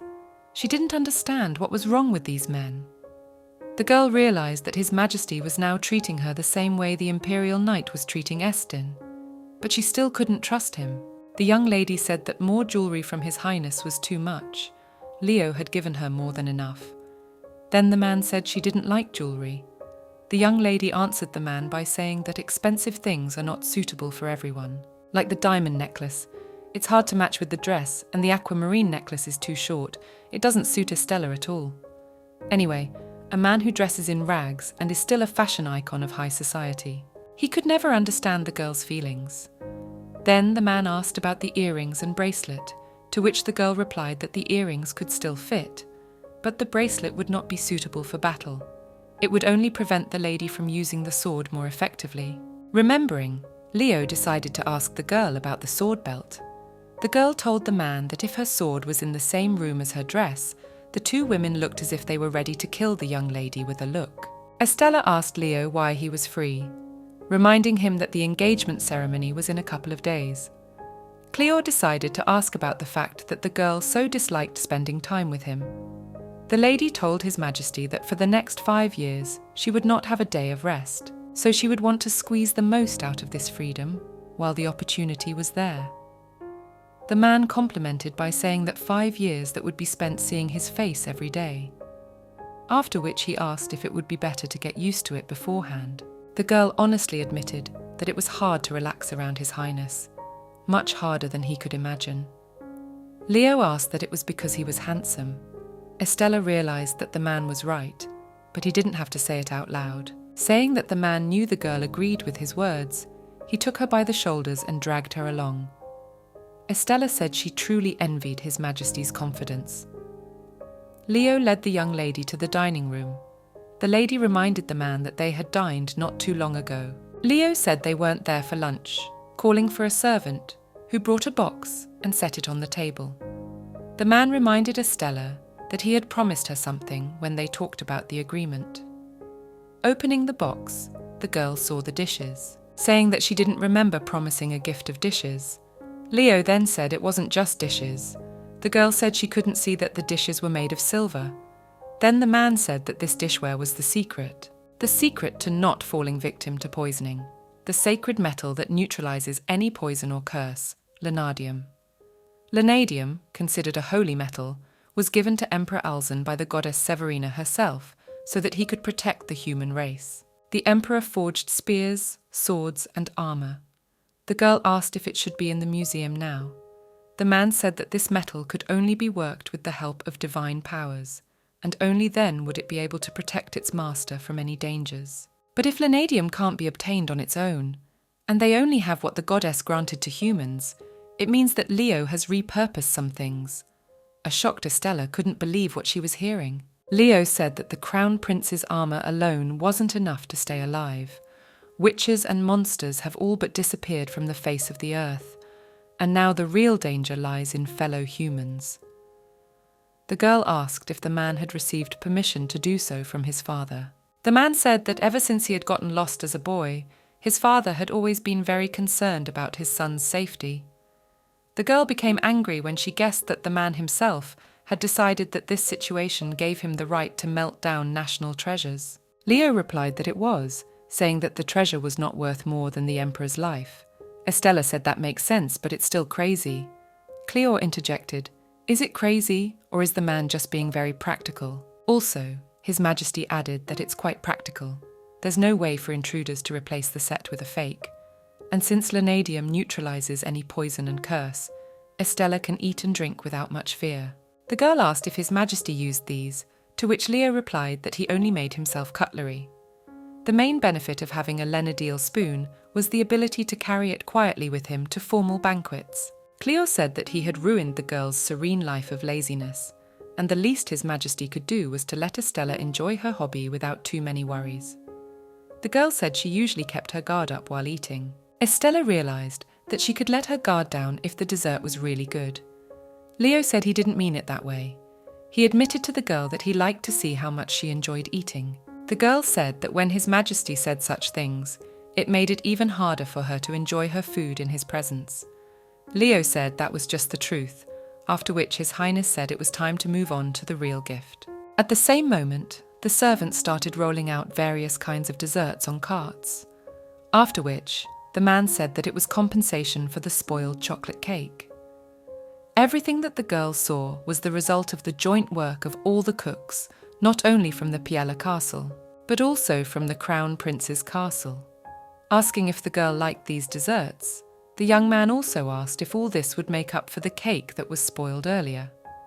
Estella said that it wouldn't do any good that way, as she wouldn't be able to eat it all by herself. Desserts were created to be enjoyed to the fullest, but if the girl couldn't eat it all, they would have to be thrown away, and that was a crime of pure water. The Crown Prince laughed at the girl's displeasure, while she was so angry she didn't know what to do. Leo said that whatever the girl doesn't eat will be given to the servants and other employees, and from now on, the man would make sure that the girl's portions of desserts would be smaller. Taking a fork, His Majesty stabbed a piece of dessert, bringing it to the girl's mouth. Having tasted a piece of dessert, the girl said that His Highness's idea was excellent. The girl realized that there were a lot of calories in it. Then the man suggested Estella to burn them at the workout. The young lady realized that it was not a bad idea, but she'd be a little bored fighting Sir Hans. The training would help her get used to moving around in those clothes. The man asked how long it had been since the girl had switched to you with Hans. Estella said they would be spending a lot of time together, so the sooner they get close, the better. And Hans is a good guy. Leo was jealous that the girl called Hans a good guy. Asking Estella what about Leo, the girl said that she didn't understand what about His Majesty. Then the man said they would be spending a lot of time together too.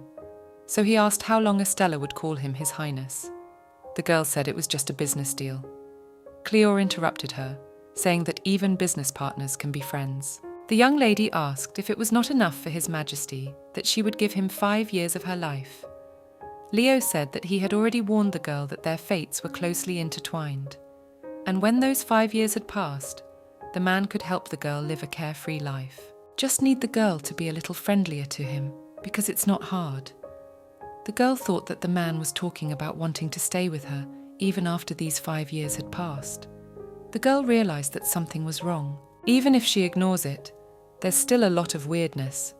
It wasn't the first time he said something like that. Not knowing what to do, the girl decided to ask if His Majesty liked men. Estella explained that the man was too interested in the girl, or he has an illegitimate child that the young lady must pass off as her own. The young man asked if his desire to have a swordsman with Estin's abilities as an ally was so unusual. Afterward, the angry prince said that Estin had a rare talent, just like his father. Their family art of swordsmanship interested the man too much. Then the man stood up and said that he would not pity the knight just because he was in a dress. The girl started first. Since Leo already knew about Estin's weaknesses, he would try to take him by surprise, in which case the girl started to rush to the attack. If she could get closer, it would be much easier for her. Before she could react, the man struck the girl in the stomach with his fist, saying that he used to be a mercenary, and when he fights you can't expect a fair bat. Estella realized that Leo could see right through her. Cleo told the girl to keep her guard up and keep going. Every time they have a duel, a fighting spirit awakens in the girl that she can't explain. It's not just strong. The girl felt that she might not be able to hold back while fighting His Majesty. Therefore, no matter what happens, she must win. Suddenly, Elendia appears with Anne and catches Leo and Estella practicing.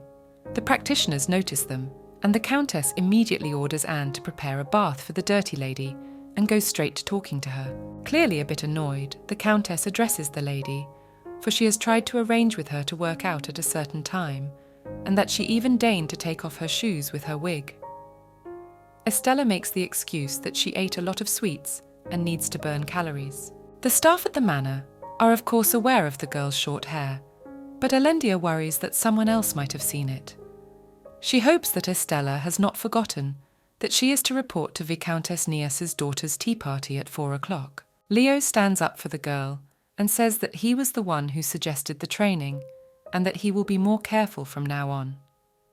Elendia exclaims that she is the only one who takes it seriously, because there is not much time left before the engagement ceremony. Until then, Lady Estella must do her best to present herself as a young noble lady. The trainees are asked to hurry up and get ready, for time is short. Elendia leaves the pair. Estella herself then decides to finish her workout and says pleasantries to Leo, who in turn comes closer and kisses her hand. She turns to the prince and says that he seems quite normal, as long as he pretends to be serious. Already in the bathroom, the lady remembers how before going to the bathroom, Elendia explained that Anne would stand outside and make sure no one came in, and asks her to return as quickly as she can. She thinks this place is paradise and wants to forget about the tea party. Suddenly, the relaxing bath is interrupted by a demand to hurry from behind the door. As soon as Estella comes out of the bathroom, she is immediately grabbed by the arm, pulled into the room, and begins to get ready for the meeting. Everyone revolves around her, colouring and dressing her. The lady looks at it all nonchalantly, pleased, and says that everyone is making more of a fuss than usual. Elendia responds by saying that they have just received word. Duchess Rickham will be there as well. Before she can ask, Estella is given a dress that Lady Lydia had made especially for her, and then a hat is put on. The girl is delighted with her appearance and does not even know what to say. Almost forgetting about the brooch, the Duchess also clips it on Estella's costume. Sitting in the carriage, a lady asks Jurgen about the Duchess of Rickham. It turns out that she is the second daughter of Empress Albina.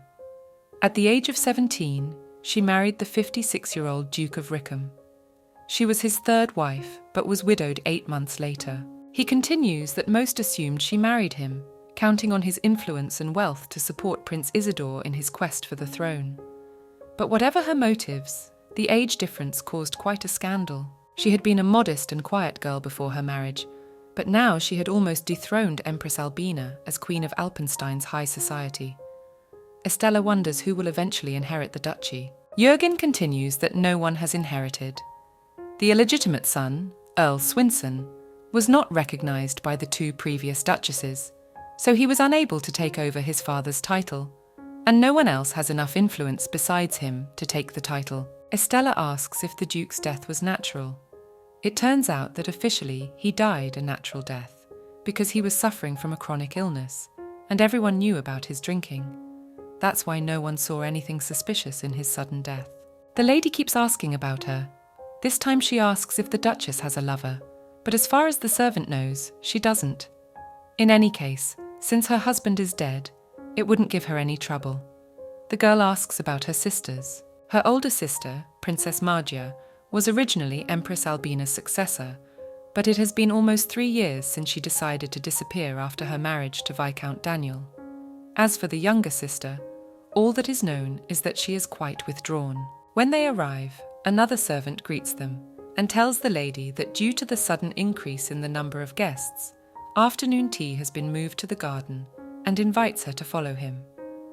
Estella thanks Jürgen for his escort and leaves for the residence. Entering the garden, the girl is surprised to see that there are actually a lot of guests and realizes that such a dramatic increase in the number of guests is due to the appearance of the Duchess of Rickham.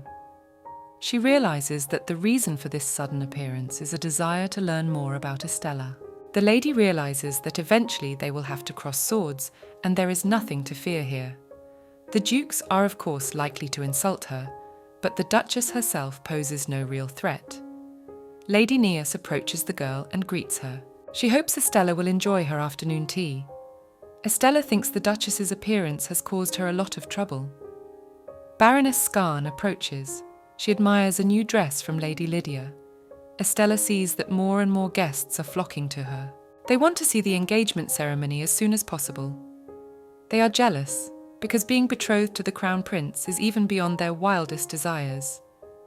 They have heard that Leo is kind, and spares no expense when it comes to Lady Arthur. They think it is very nice. In her head, Estella runs it through her mind that their Crown Prince from dreams likes to go out in strange wigs and is more than happy to mercilessly punch his own bride in the kidneys. She knows the prince thinks she's a man, and is sure he'd do the same if he knew her gender. Lady Okaya hopes that nothing will happen this time, and says it loudly and asks for her forgiveness.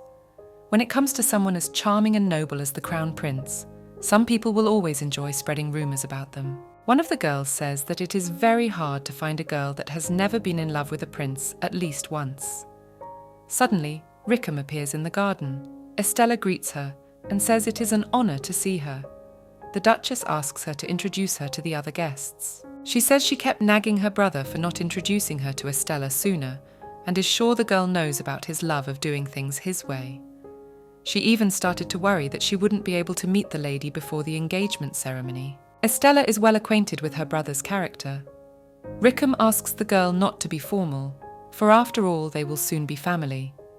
Estella senses something uneasy in these words, for it is unlikely that a woman of such a background would be happy to accept the daughter of a fallen family. The Duchess shows her guests her hand cream, which was given to her by a representative of the Kingdom of Berrier. Its fragrance so captivated her that she was obliged to share it with everyone present. The guests see the hand cosmetics for the first time and are greatly surprised. Estella is uneasy. She likes seeing the different dresses, and the food and tea are delicious, but something very much keeps her in suspense, as if a viper is preparing to attack from behind her. Rickham notices the girl's face and thinks she won't like the gift. She tells us that her family was not very wealthy. Because of the housework she had to do, her hands became rough, and so she is too embarrassed to show them in front of the Duchess.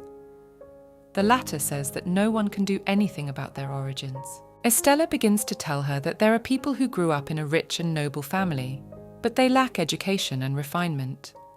These words caused consternation on the guests' faces, and the Duchess smiled and noted that the girl is much more interesting than she thought.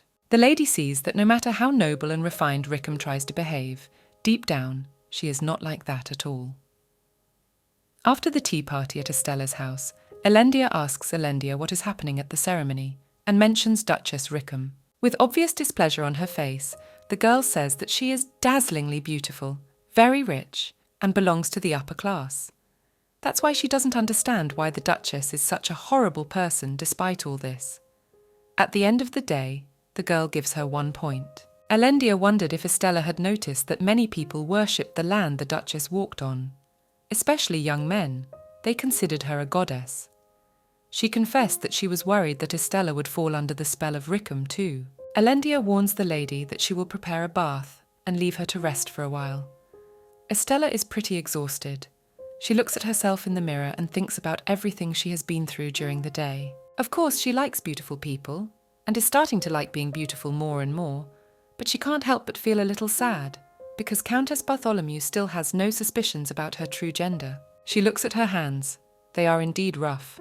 Immediately she remembers the cream that was given to her by Rickham, and examines the jar. Wonders if she could have made her move so soon. Something about this jar doesn't appeal to her, but she doesn't understand why herself yet. The girl takes a knife to reassure herself just in case. A small handful of cream appears on the knife, and it suddenly begins to glow and emit purple particles, but suddenly disappears as well. Delighted by the shenanigans, Estella realizes that the Countess is far more horrible than she thought. It wasn't poison, for Rickham had given this cream to everyone at the tea party, but the Lanadium reacted to it. Perhaps it was meant to cause some addiction and bad effects with prolonged use. The girl thinks that her damaged hands won't prevent her from becoming an empress. In the palace, Rickham appears in the mirror in front of the pool. She starts talking to her mother. Mother asks if Cleora has met her new bride there. Rickham says that Estella looks quite ordinary and is not particularly good at socializing. The daughter talks about the tea mug that Cleo's fiancé drank from. It was made of Lanadium. Annoyed, the mother assumes that Cleo wanted to take advantage of the neutralizing properties, and Rickham assumes it was a test. They speculate that what happened to Ines Maynard must have made a lasting impression on him, but still, they are not sure he can be shocked. Mistress tried to hurt Estella with words, but it didn't work. Since the new bride has this metal, it will be extremely difficult to get rid of her, and they will need to make a great effort. They don't understand where Cleo could have found such a girl. Rickham asks if she can have her for herself. Mum suggests they think about it. Rickham is changing her clothes. Servants are circling around her. Then Isidore, second in line to the throne, walks in. She asks to leave them indoors, wondering what business could be so urgent as to enter the ladies' room. It wasn't that urgent. He had heard that Constance had met with Cleo's new bride. She thought taking a look at her before the ceremony would be a good idea. Cleo had been quite cautious and kept their meeting away. Isidore wondered how it had gone. Rickham tells us that the prince gave Estella Lanadium. Cleo has really thought of everything. Constance has also taken a liking to the bride, saying she wants one for herself. It turns out Constance has always liked new things. Rickham is increasingly piquing Isidore's interest. The Duchess notices that the young man looks rather anxious. He says that as soon as the marriage ceremony is over, they will start organising the coronation right away. If Cleo is crowned and takes the sacred sword and spear, then they may not stand a chance. Rickham asks not to worry, for even if the coronation takes place, Cleo will not last 3 days on the throne. 3. Isidore thinks he should be killed before the coronation, but it's not so simple, for he is the rightful heir to Alpenstein. He was born with strong blood, and most people would be cleansed at his touch. They realize that if they want to get rid of him, they will need magic, but he is too powerful. Isidore wonders if Constance's plan will actually work, since she has failed 3 times already. Rickham says that if this plan doesn't work, they can just kill her like the past ones. But disrupting his plans for marriage isn't a big deal. Every time Cleo fails, his alliance weakens, and more people lose faith in him, and more women reject him. This is what Rickham says allows their power to grow deeper, and it doesn't exactly feel like failure. She assures Isidore that he doesn't even have to lift a finger. They can handle everything. He must remain righteous and pure until the time comes to be a beacon of hope for humanity when Cleo is gone. The day before the engagement ceremony, Estella is dressed up for the second most important day of her life, as the first is the wedding. Anne is jealous. She will never have anything as grand as an engagement ceremony. Estella asks if Anne has anyone in mind. Another maid joins the conversation and says that Anne has her eye on Mac, the son of the Bartholomew gardener. She says they both only have eyes for each other. Anne blushes. Elendea enters the room. She says that Anne is quite fortunate, but it is much better to be born into a good family. After all, Estella's father left her in a rather favourable position. As she has heard, the prince has proposed to her, thinking of it as a thank you to her father. There are people who like to gossip. They try to find faults. In her place of origin and residence, want to reproach that they have little money. However, no one can deny that her father had the honour of saving the crown prince's life. Estella hears this for the first time. He had never said that to his daughter. When the crowned prince was returned to their Ilta, her father was his personal bodyguard. He had brought His Highness home safe and sound, despite the many dangers. Estella's father often left for work, and she knew almost nothing about it, because it was always top secret. Every time he left, her daughter worried that this time he might not come back. Another girl in the room asks not to believe any of the stories Estella hears. The prince was never cursed by a witch or anything like that. All that matters is that her father is doing everything he can to keep her safe. The lady thanks for the comfort. Estella is lying in her bed. She is pondering the new information of the day, including the fact that her father has something to do with the crown prince. She thinks that this way of retribution on Cleo's part is obviously horrible. She leaves her room. In the hallway, she sees an incredibly beautiful tiara. She wonders if it is worth risking her life to be able to wear it. Suddenly, she hears something outside the window. It turns out to be Cleo, wondering if he can come in. Estella jokingly asks what will happen if she refuses. The prince gets down on his knee. He says that in that case, until he leaves, he will sing a serenade for the girl. Afterwards, she asks what is wrong with Estella's face, for he even kneels before her. But these words do not make him any less ridiculous. Estella asks if he will leave if he refuses. If she allowed entry, he would be happy to show up at the front gate for a more formal visit. She realizes that in that case, she would have to expend her energies again to tidy up and put on her dress. The prince was immediately given permission. As she watched the prince climb the rope to the balcony, she emphasized that he would make a great burglar. He brags that he always has a backup plan of action. Estella asks what Cleo needed in the middle of the night. He shared that he had nothing to do until the engagement ceremony, and he thought it was his last chance to talk to them in peace. Once they are officially engaged, then her life will become extremely busy, so he wants to invite her over for one last night of freedom. Estella realized the meaning of these words and where the prince wants to invite her, and immediately tries to refuse. Other men have suggested she go to houses of ill repute. This is not what the prince meant, and asked to be given a list of these men to hang them by their ankles. How this? Estella asks if there are guards with the prince. He asks not to worry, for there is no man in Alpenstein who can slip past her brilliantly honed senses. She is more concerned for his safety than her own. The prince calms the girl by saying that he knows how to defend himself and that he has been fighting this war for 6 years. Cleo asks Estella to sit down. The girl tells him that there is no need to be so polite, because there is no one here. He reminds her that the day after tomorrow she'll be the highest-ranking lady in town, and just suggests she relax. But Estella thinks he's laughing at her. Turns out he's dead serious. Estella has accepted his behaviour as a cover to make their relationship appear genuine in public, but it is very awkward for her in private. She offers tea, but is immediately rebuffed. The Countess will not forgive him if she learns of his presence that night. Still, if they're going to use disguises, it has to be perfect. Cleo wonders if Constance is up for a fight. He has heard about Estella's little encounter. He is sure that the girl has many trump cards up her sleeve. Estella thought the prince had heard the entirety of their conversation. However, he only heard the girl's direct insult. Estella says she should have slapped him when she had the chance. Cleo laughed. He'd be lying if he said he hadn't hoped to hear it from her. Thinks she was testing Estella to see if she had the courage to fight back. The prince praised his interlocutor and said that she had held up well, but there was no need to restrain her anger. Despite Estella's courage, she is still a knight, and if she were to raise a hand against her, it would certainly not be a small matter. Anyway, Cleo is glad the girl is all right, and asks if she realizes what she's up against. Cleo thinks the moonlight makes him more sentimental, but he was still worried about Estella. He touches the girl's face and wants to take her hand, but she turns her face away and withdraws her hand, saying that his faith in her is misplaced. Cleo asks if she doubts his sincerity. The girl's face is slightly flushed. The prince waits for an answer and hears that very little, it is true. She fulfills all of His Highness's demands for a wife, but his faith in her seems to go beyond those demands. Estella reveals that she knows of the prince's connection to her father.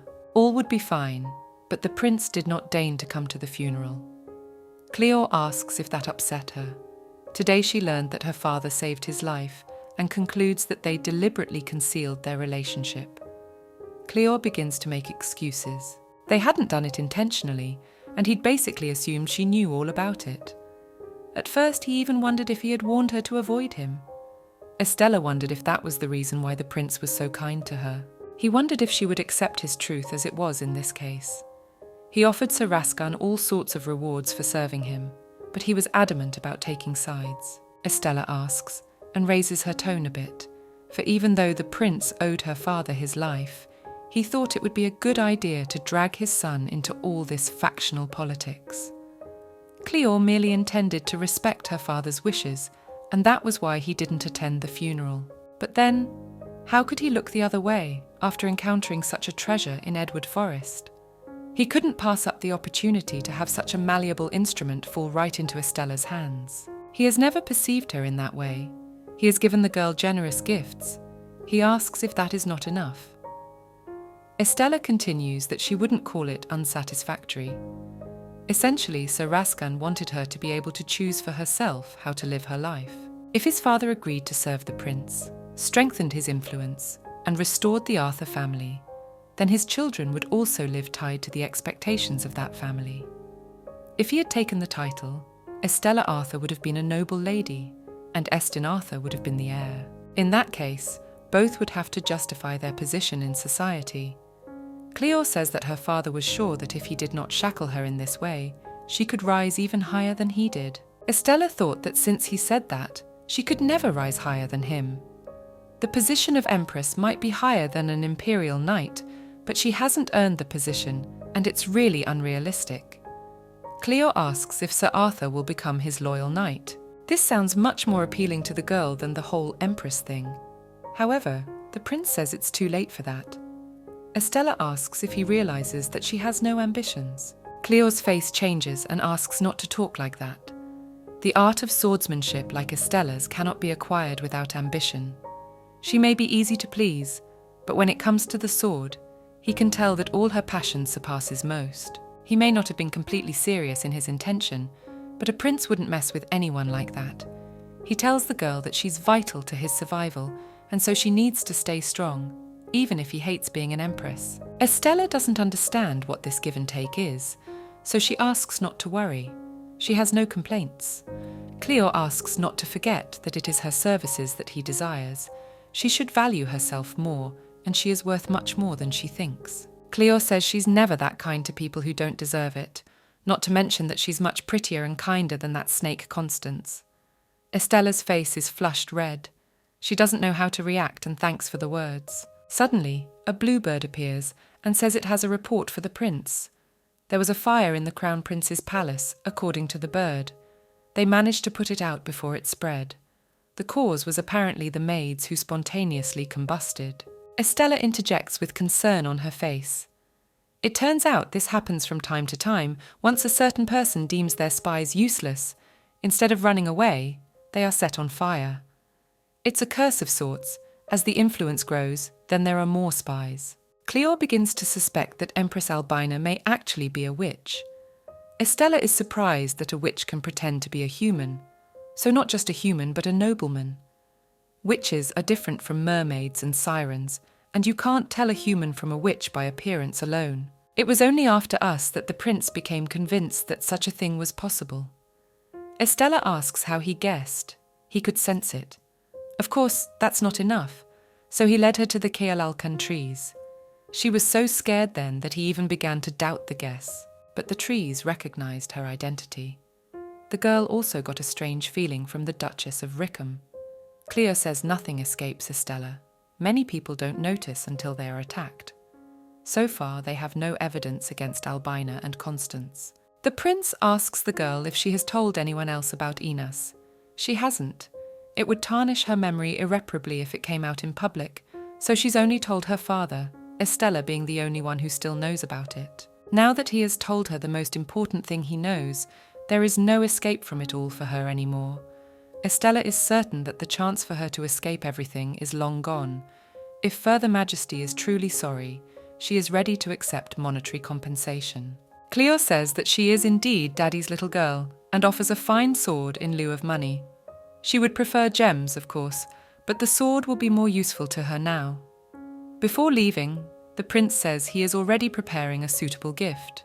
But the last thing he asks is if she really doesn't want to go out and have fun together. But she says they're not in that relationship and wishes she had a good trip home. Suddenly, Cleo walks up to Estella and kisses her on the cheek. He says it's to prepare for tomorrow. He asks if she can do it now in front of everyone. The girl's face is red. The prince asks not to be so nervous and says goodbye, jumping off the balcony. Estella continues to stand still and can't get away from what happened. Thinks, is this how people behave when they try to seduce? She wonders if he really likes men, since he still thinks she's a man. Engagement day. Estella walks down the hall with a man. He says that for the next 6 months after the engagement, they will have to come to the temple every day to purify themselves. It's necessary in order to be purified. Estella has heard that the term can't be shorter because of the coronation ceremony. That's right. Even though the wedding can be postponed, the coronation requires the two of them to be together for 6 months beforehand. Whether she is his crown princess or his fiancée, the crown prince's coronation cannot take place within that time frame. The girl understands everything. There is no need to rush. The crown prince can use this time well. The very first stone gate that Severina had erected in their world appears before them. The man invites the girl to follow him. In front of them, they see the statue of an angel in a pool. He says that Estella can immerse herself in the holy water of the fountain. His Highness had warned her that she would prefer to be alone, so he made sure this entire floor was empty. Estella thanks his attentiveness. He gives her a bottle and says if the water is cold, let her use holy water for protection. The man leaves the room. Estella wonders if this fountain will really give her divinity.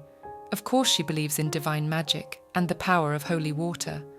Except, does she have enough faith in Severina herself? She found it hard to believe that this power would transfer to her. After bathing, she goes to get dressed. It's almost over. Elendia says she has done a good job with them for the last 5 hours. The final step, they ask for the tiara to be served. It matches the dress perfectly. This sapphire tiara was worn by Estella's mother before she got married. Sadly, there are no memories of her family at all, but it will show the rest of us how seriously she takes herself. Tonight, it all starts for real. She will need all her strength to see this contract through. The Crown Prince's palace. Cleo meets the carriage with Estella. He says the girl is nice today. She thanks him. In her mind, the girl doesn't understand the uncertainty. She expected him to say something related to image and heavy makeup. The prince was sincere. He moves closer to the girl, kisses her ear and tells her she is beautiful. Estella's face is red again, but she tries to keep in her head that he's just putting on a show and nothing more because they have a contract. Cleo says the tiara suits her very well. He expected it. Estella says it would suit him better. The prince starts bragging and says that as handsome as he has never looked particularly good in women's clothes. Estella asks if he has tried on women's clothes. Yes, he tried it on, making the excuse that there's nothing better than disguising yourself as the opposite sex. Estella can't imagine such a picture. Cleo begins to say that she is the first bride to be entrusted with such a significant item as a tiara. However, it was up to her whether she believed it or not. Cleo says that they should go in, as everyone is already waiting for them. He asks not to be nervous. If a commoner from Ilta like him could do it, a member of the Arthur family should have no problem. He asks that you feel free to tell him if you feel tired or uncomfortable. Hall. The host introduces the son of Alpenstein, the crowned Prince Cleo Wangley, and his bride, Lady Estella Arthur. The wedding ceremony took place without incident. It was Cleo's 8th engagement, and the celebration was relatively quiet. Rickham approaches them and congratulates them. She says that Estella looks dazzling. Estella admits to herself that looking at that face, she almost believes her. She could learn a thing or two from her acting. The gentleman approaches Cleorus and says he is glad that everything went smoothly, considering how previous engagements have gone. He hopes that this time Cleorus will succeed, to which he receives thanks. Afterward, Isidore and Miriami approach Estella and bow to each other, saying it is a great pleasure to meet her. They introduce themselves. Estella sees them as elegant and polite on the outside, but appearances can be deceiving. It's worth being on guard around them. The couple is on the dance floor, about to present their first dance. Estella praises Cleo, says he's good at dancing. He's been practicing day and night, so the nobles have no reason to make fun of him. Says she's not so bad herself. She's sure she'll never be confused when it comes to endurance and agility. The whole dance he looks at Estella's face. She notices this and tells him that it is rude to look at a lady's face like that while dancing. Cleo apologizes, but there are so many faces here that he would rather not see. The girl is sure there are better faces to look at, but she is certain that there is none as glorious as her very own. She only says this because she can't lie. Pointing at Marquis Caden, she says she looks more charming than the prince. Cleo asks about Sir Claudian. Estella gushes that there's a good chance that Tisson will look like that in 20 years too. She tires of the song playing and wonders when it will be over. She sees food and desserts on the tables and wants to eat badly but can't do it. A friend of the host introduces Empress Albina Orpheus Alpenstein. Looking at her, Estella can't believe she's 50 years old. She replies that she looks more like Constance's sister than her mother. For some reason, she suddenly lost her breath and couldn't breathe. Albina approaches Estelle and asks if she can come upstairs. At the same time, Clover approaches Albina and says that he has the impression that she is not coming. Albina says that there is no way she could miss her eldest son's engagement party. Ustala says she is honoured to finally meet Her Highness. Albina also says I am honoured, and she remembers her father, Sir Roshan. Stella is sure that her father would be the city to know that Albina remembers him, but the girl's nausea keeps getting worse. Priora turns to the girl. He says she can go into the next room if need be, she interjects. And he continues that of course she can, and that he is distinguishing the Empress in this case. He adds that Jürgen and Countess Bartholomew will join her soon, and he will send some food. After Cleora turns to Albina, he thinks that it must be almost a year since they last danced and asks her to dance to a song. Albina has a smile on her face and would be delighted to share the dance with her son. When Estella leaves the dance hall, she is met by a knight who asks if she's all right and asks her to take her to the drawing room. He asks the lady to hold his hand and says, "I'll take her now." The crowned prince has prepared a separate room especially for her. It is a room with a balcony so she can get some fresh air. The girl follows the knight. On their road meets a man in a long coat. His face was very unusual, and his eyes flashed with despair. Estella is frightened of the man, and does not understand why he keeps staring at her. The servant explains to the girl that it's Viscount Maynard. He says Estella doesn't have to talk to him if she doesn't want to. He can't bring himself to hate the crown prince, so there's a chance he'll direct his anger at the lady. The girl realizes that he hates her. She can't blame him if he feels that this engagement is connected to the death of his daughter. But that doesn't mean she should take his hatred so personally. His reign was a witch. The words he wants to say to her won't change anything. As he passes the man, he turns to her. The knight who had accompanied the girl says, "I will deal with him now." But suddenly Sir Tisson appears. He blocks the way and addresses the Viscount by name. He says it's been too long. As far as we know, the Crown Prince has given him his personal permission to stay home and get some rest in bed. A visibly frightened look on his face, Sir asks what's wrong. The Viscount says he made a promise, but His Highness is about to be betrothed to such a young girl from such a prestigious house. He felt it his duty to offer his congratulations. Tisson says the Viscount is in poor health and thinks he should return to the residence. He says he will provide an escort of his men. He tries to say something to Lady Arthur, but is interrupted by a tightly knit man who says that the prince is worried about him, and the Viscount agrees to leave the place. After the man had gone, he asked if he had tried to help her and thanked Tisson. There was a narrow pause between them. The girl would have preferred to leave, but it was clear that Sir wanted to say something. She doesn't know what it could be, but if she breaks the silence, it won't be so awkward. The girl awkwardly starts the conversation, saying that after all he has deigned to come, but he wasn't there earlier when she met his parents. After the girl started the conversation, she began to feel very awkward. The Vicomte himself is not himself after the death of his daughter, with the artist asks not to take it to heart. Suddenly the artist starts to talk. He knows it is too late for that, but congratulates her on her engagement. Tisson forgot to introduce himself, so he tells the girl his name and that he's a friend of her brother. She's seen him before, so she remembers him. Estella tells her about him. He says he's someone she can count on.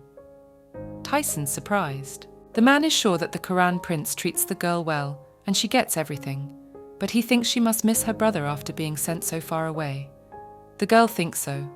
He certainly can't live up to Estella's standards, but he'd be happy to help her in any way he can. He asks him to let Estella know when she needs something. The lady thanks him. The palace is a dangerous place. He trusts Estella to be careful. She bids Tisson farewell and leaves. After they split up, Tisson stands looking up at the sky, remembering that he promised not to come. Well, it turned out to be the right thing to do, he thinks. He realizes that seeing her again will only complicate things. Rickham is talking to Cleo. She thinks he was somehow trying to hide his fiancée from her. She says that once he's married, they'll still be a family, but that a royal family doesn't have to live close together like ordinary families. That is why they must adhere so strictly to their roles. She asks not wanting his fiancée until now as a commoner. Suddenly being thrust into such a responsibility can't end well. Rickham thinks she needs someone to guide her. Cleora has long been uneasy, not only because of her words, maybe it's the holy power in him reacting to. But if his suspicions are correct, how could she marry and have children with the former emperor? He believes that after all, they are not his father's children. But only women can be witches. If she's a witch, she could never give birth to Isidore.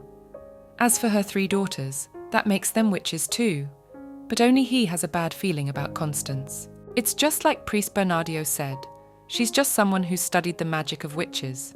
The only way to find out the truth is to lay hands on the sacred sword and spear. He thinks he'll be the one to lead her. Rickham asks if they're not in similar positions. If he had someone to guide him properly, she assumes this would be his 8th engagement. Of course, the ability to maintain control, not only over yourself, but also over others, is a basic skill for someone who wants to become an empress. But when you have a husband, it's natural for most women to want to rely on him. Cleo says Estella isn't most women. If she can rely on him, it will be a great day. It's not that he didn't know that people can have interpersonal relationships that don't get their values from what one can provide to the other. But it was the only way he could survive all those years in the ilk through ruthless calculation. There are those who can stand up for themselves and those who need protection, those who can be used and those who can be relied upon to use others. He would categorize people in such a way as to calculate how best to use them. In this case, Sir Arthur is someone who can take care of himself and someone he can use. Many people prefer to be left to solve problems without help. This is the very quality that makes Sir Arthur so valuable to him, or at least it was initially. Now he himself is desperate to be needed. It's a very strange feeling for Cleo. After the ceremony is over, Estella sits in the carriage. She asks the prince to leave her alone if he does not have urgent business, for she is not going to eat a lot of goodies and sleep till morning. The prince smiles and bids her farewell. He gives her a small gift as a parting gift. Cleo thinks he should have insisted she open it in this place he wanted to see her face. Maybe he wants to protect that happiness. Sitting in the carriage, the girl realizes that the heels are really not hers. She takes them off, thinking that her feet will fall off. Hans and Jürgen praise her for having done a very good job dancing so long in those shoes. She was also given a package, which the girl was delighted to open. It contained a sandwich with a large steak in it. If the Crown Prince continues to give such gifts to the girl, she might fall in love with him. Hans says that even if it's a political marriage, His Highness will be able to find his way to Estella's heart. The man was sure of it. But Jürgen thought quite differently. In the butler's opinion, the Crown Prince had clearly said that this marriage was a sham. Lady Arthur was just a means to an end, but if she complicated things by falling in love with him for real, it would be bad.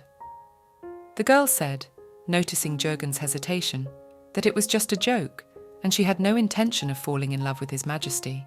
The girl also asked the butler to stop acting like O is completely devoted to her.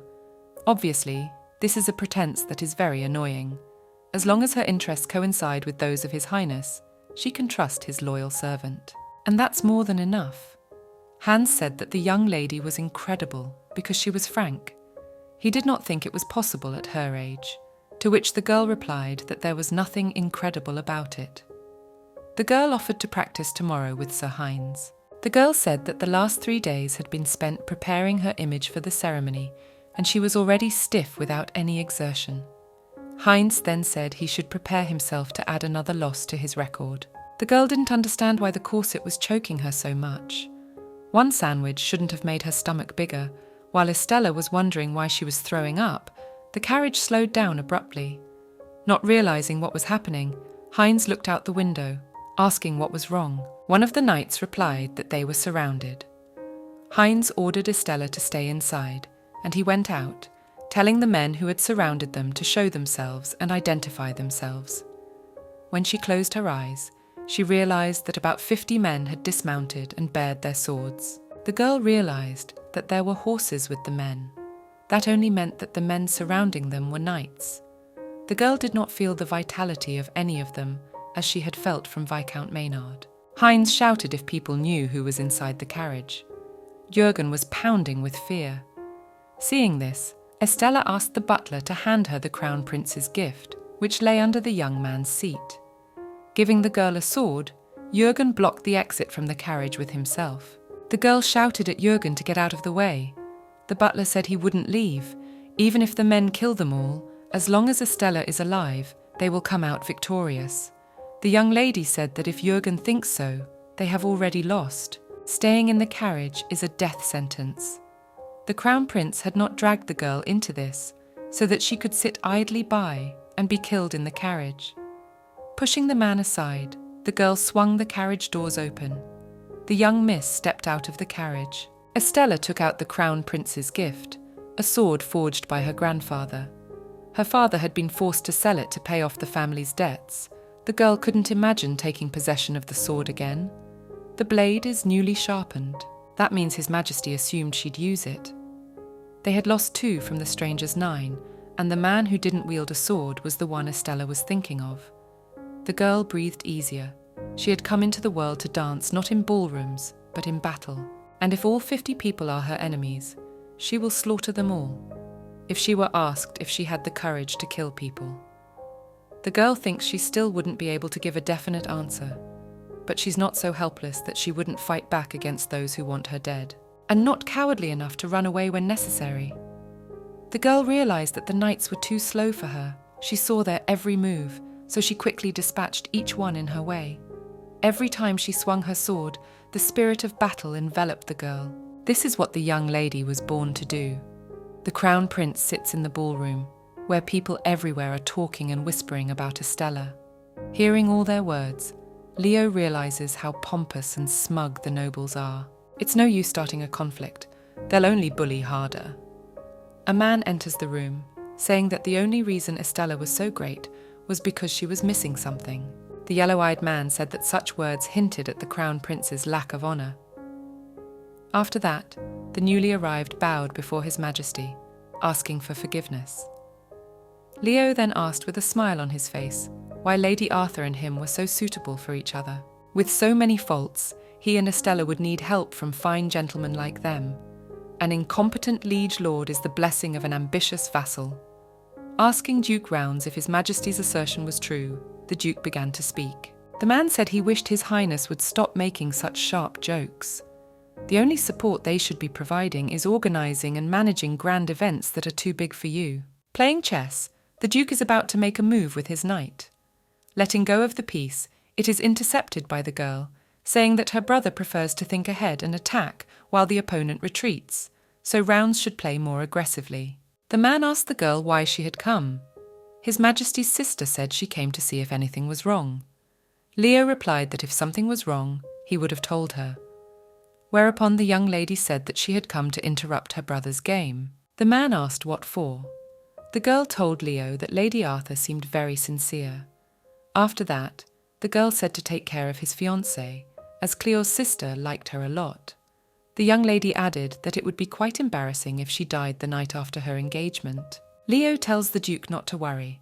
The Queen girl is for his king. The knight approaches His Majesty and tells him that Viscount Maynard's residence is completely empty. Not only are his own knights absent, but also those Leo had assigned to him. One of the palace guards is also sure that he definitely saw him there before. The knight also said that there were no servants in the residence, as if it had been abandoned a week ago. Cleo tells the knight that they must find Estella's carriage. Knight said a search party has already been dispatched, and they are gathering reinforcements as fast as they can. Turning around to the nobles, Leo told them to stay in their seats. As it turned out, His Majesty had urgent business to attend to. His Majesty had said to let the men enjoy the evening on its own merits. Gathering, Cleo wondered if Constance was going to warn him. Also, the man realized that the Viscount had 30 knights at his disposal. Leo realized that along with the 30 knights, there were 25 other knights that His Majesty had assigned to Maynard, fearing for his well-being. Whatever happened there, at least one had to report everything. His Majesty wondered how he could leave the whole estate empty without Claw finding out. But when you're dealing with Albina, you have to be ready for any kind of trouble. Leo knew there was not a moment to lose. Getting on his horse, the man wanted to ride, but he was stopped by a knight, saying that they hadn't finished assembling His Highness's escort. The man told those to hurry up and catch up with him. Hurrying to the girl, the man thought she was fine. Estella is more than capable of standing up for herself and would not put her life on the line for her subordinates, knowing how much is at stake. Otherwise, His Majesty would never have offered her this contract. Still, for some reason, Leo can't sit idly by. Upon reaching the place where the carriage stopped, the knights saw a pile of corpses. Among them were both Imperial knights and Viscount knights, but they didn't realize where Lady Arthur was. The next moment, they saw a girl fighting with the knights. Struggling, Estella saw that there were only 3 on the left. Blocking the young lady's path, the knight said they were here to protect her. The knight asked the young lady to retreat, but she told him to take his own advice. Shoving the young man away, the girl killed 3 knights. Then she turned around and asked if the Viscount had so much hatred in him. The maddened man spoke his daughter's name and tried to pounce on Estella. Falling to the ground, the girl swung her sword at the man, but she was stopped by His Majesty's sword. Leo said that she had never taken a life before. Every knight the girl slashed was wounded, but still breathing. The girl said it wasn't because she wasn't brave enough to finish them off. Cleo replied that he knows. It's because she doesn't feel the need to do it to stop them. Leo said that doesn't make the girl a coward, but the Viscount his headache. He has done nothing wrong, and if Estella wants to feel the blood on her hands, then let it be the blood of a true villain. If she no longer feels anger toward Viscount Maynard, then let her let Leo take care of it. The girl agrees, saying that she was just planning on knocking him out like the others anyway. Squatting down, Cleo asked the Viscount if he knew who was sitting in front of him. Upon recognizing Cleo, Maynard became furious. The man began to swing at Leo, trying to do some damage to His Majesty. Hands grabbed Maynard's arms to keep him still. It was then that Cleo saw something black on the man's chest. Realizing it was the man, said he had to clear the Viscount. Leo stuck a knife in the man's hand. Cleo then realized that the man had too much spoil on him, even for his power to cleanse. Hans offered to take the Viscount to the temple, but His Majesty refused, saying that Maynard had no heir. And the temple will not leave him alone. They will burn Maynard at the stake for being corrupted by magic and confiscate all his wealth. There won't be a single brick left of his once great house, so Leo would rather not give the temple that pleasure. Cleo said to get the carriage ready so that if he could clear Maynard, he could be taken to the temple. Leo decided to start with the chest. If luck smiled, the Viscount would live. His Majesty decided to ask Estella for a favour. Knowing that the church will want to investigate this when the time comes, the girl needs to be careful what she says. It would be fine if Estella said the man ambushed her, but if they want to cover up the corruption with magic, the church doesn't need to know that a Lenardic knife was used. If Leo stuck the knife into the Viscount's chest, the man might die from blood loss. The butler who was in the carriage earlier said that His Highness could say that Jurgen did it all. Viscount Maynard is not a knight. Which meant that if they said that Jurgen had stabbed the man during the fight, no one would suspect anything. After thanking Jurgen, Cleo decided to stab Viscount in the chest through his clothes. By stabbing the man was able to clean himself. Then His Majesty said that the Viscount should be taken to the temple immediately, accompanied by the best knights. As the carriage with Maynard and the knights began to leave, Leo held out his hand to Estella, suggesting that they return together. The girl said that Leo appeared very timely, and the pain in her legs was killing her. His Majesty tried to lift Estella, not expecting it. Lady Arthur elbowed him in the chest, asking for forgiveness. She explained that it was just a reflex. The man said that the girl had sharp elbows, whereupon she suggested that he change his jacket. If an elbow can hurt His Majesty so badly, it's scary to imagine what a sword will do. Leo asked if she didn't realize how strong she was. Determined to be mocked, Estella said that it was His Highness who was weak. Cleo replied that he had been accused of many things, but never of weakness, and by the girl's standards, only a golem of steel could be a strong man. The young lady said that was too much. She suggested that a man should be as strong as her father. Leo had said he was just trying to help when she had mentioned that her legs hurt. And now, lifting the girl up, the man put her on the horse. Estella said that there was no need to make life difficult for herself by appealing to His Majesty. The girl's dress was half covered in blood. Leo asked what he should do. Send his bride away in some carriage he finds by the roadside. Wasn't riding a horse better than standing and waiting for the new carriage of their palace? The girl asked if she could ask the man a question. Leo did not mind. Whereupon the girl asked if he knew Estella the lad. After waiting a pause, Cleo said he did. Estella thought His Majesty really liked boys. Leo lifted the girl up, wrapped his arms around her waist. This is beyond childish, and Leo doesn't know that Estella is actually a girl. Lady Arthur wondered if she would be punished for fraud if His Majesty knew the truth. She was brought out of her thoughts by a question from Cleo, who was trying to find out what she was thinking. Turning to the man, the lady said she had no intention of suing the man. Leo didn't understand what that was supposed to mean. Estella said that she thought they might have different tastes for some things. The couple noticed that it was already dawn. The girl realized that she wanted to sleep very much, because it had been a long day, after which she just fell asleep on the guy's chest. Before sunrise, rumors of the ambush had already spread throughout Alzen. Grief at the loss of his daughter clouded Viscount Maynard's mind, and he attacked the Crown Prince's fiancée. It was the spiciest gossip the town had heard in a long time. Upon waking up, Constance decided not to apply makeup. She thought she deserved a rest after yesterday. Albina said that the girl could not afford to look careless, to which the woman's daughter replied that she had nothing to do anyway. Albina's servant brought her a white robe, which was thrown over the woman's shoulders. Then she turned, asking what Cleo was up to. Constance said the man was holed up in his office. Something had happened yesterday. The Empress did not understand why she was not aware of what had happened. Then the servant said that her daughter had not seen fit to inform Her Majesty.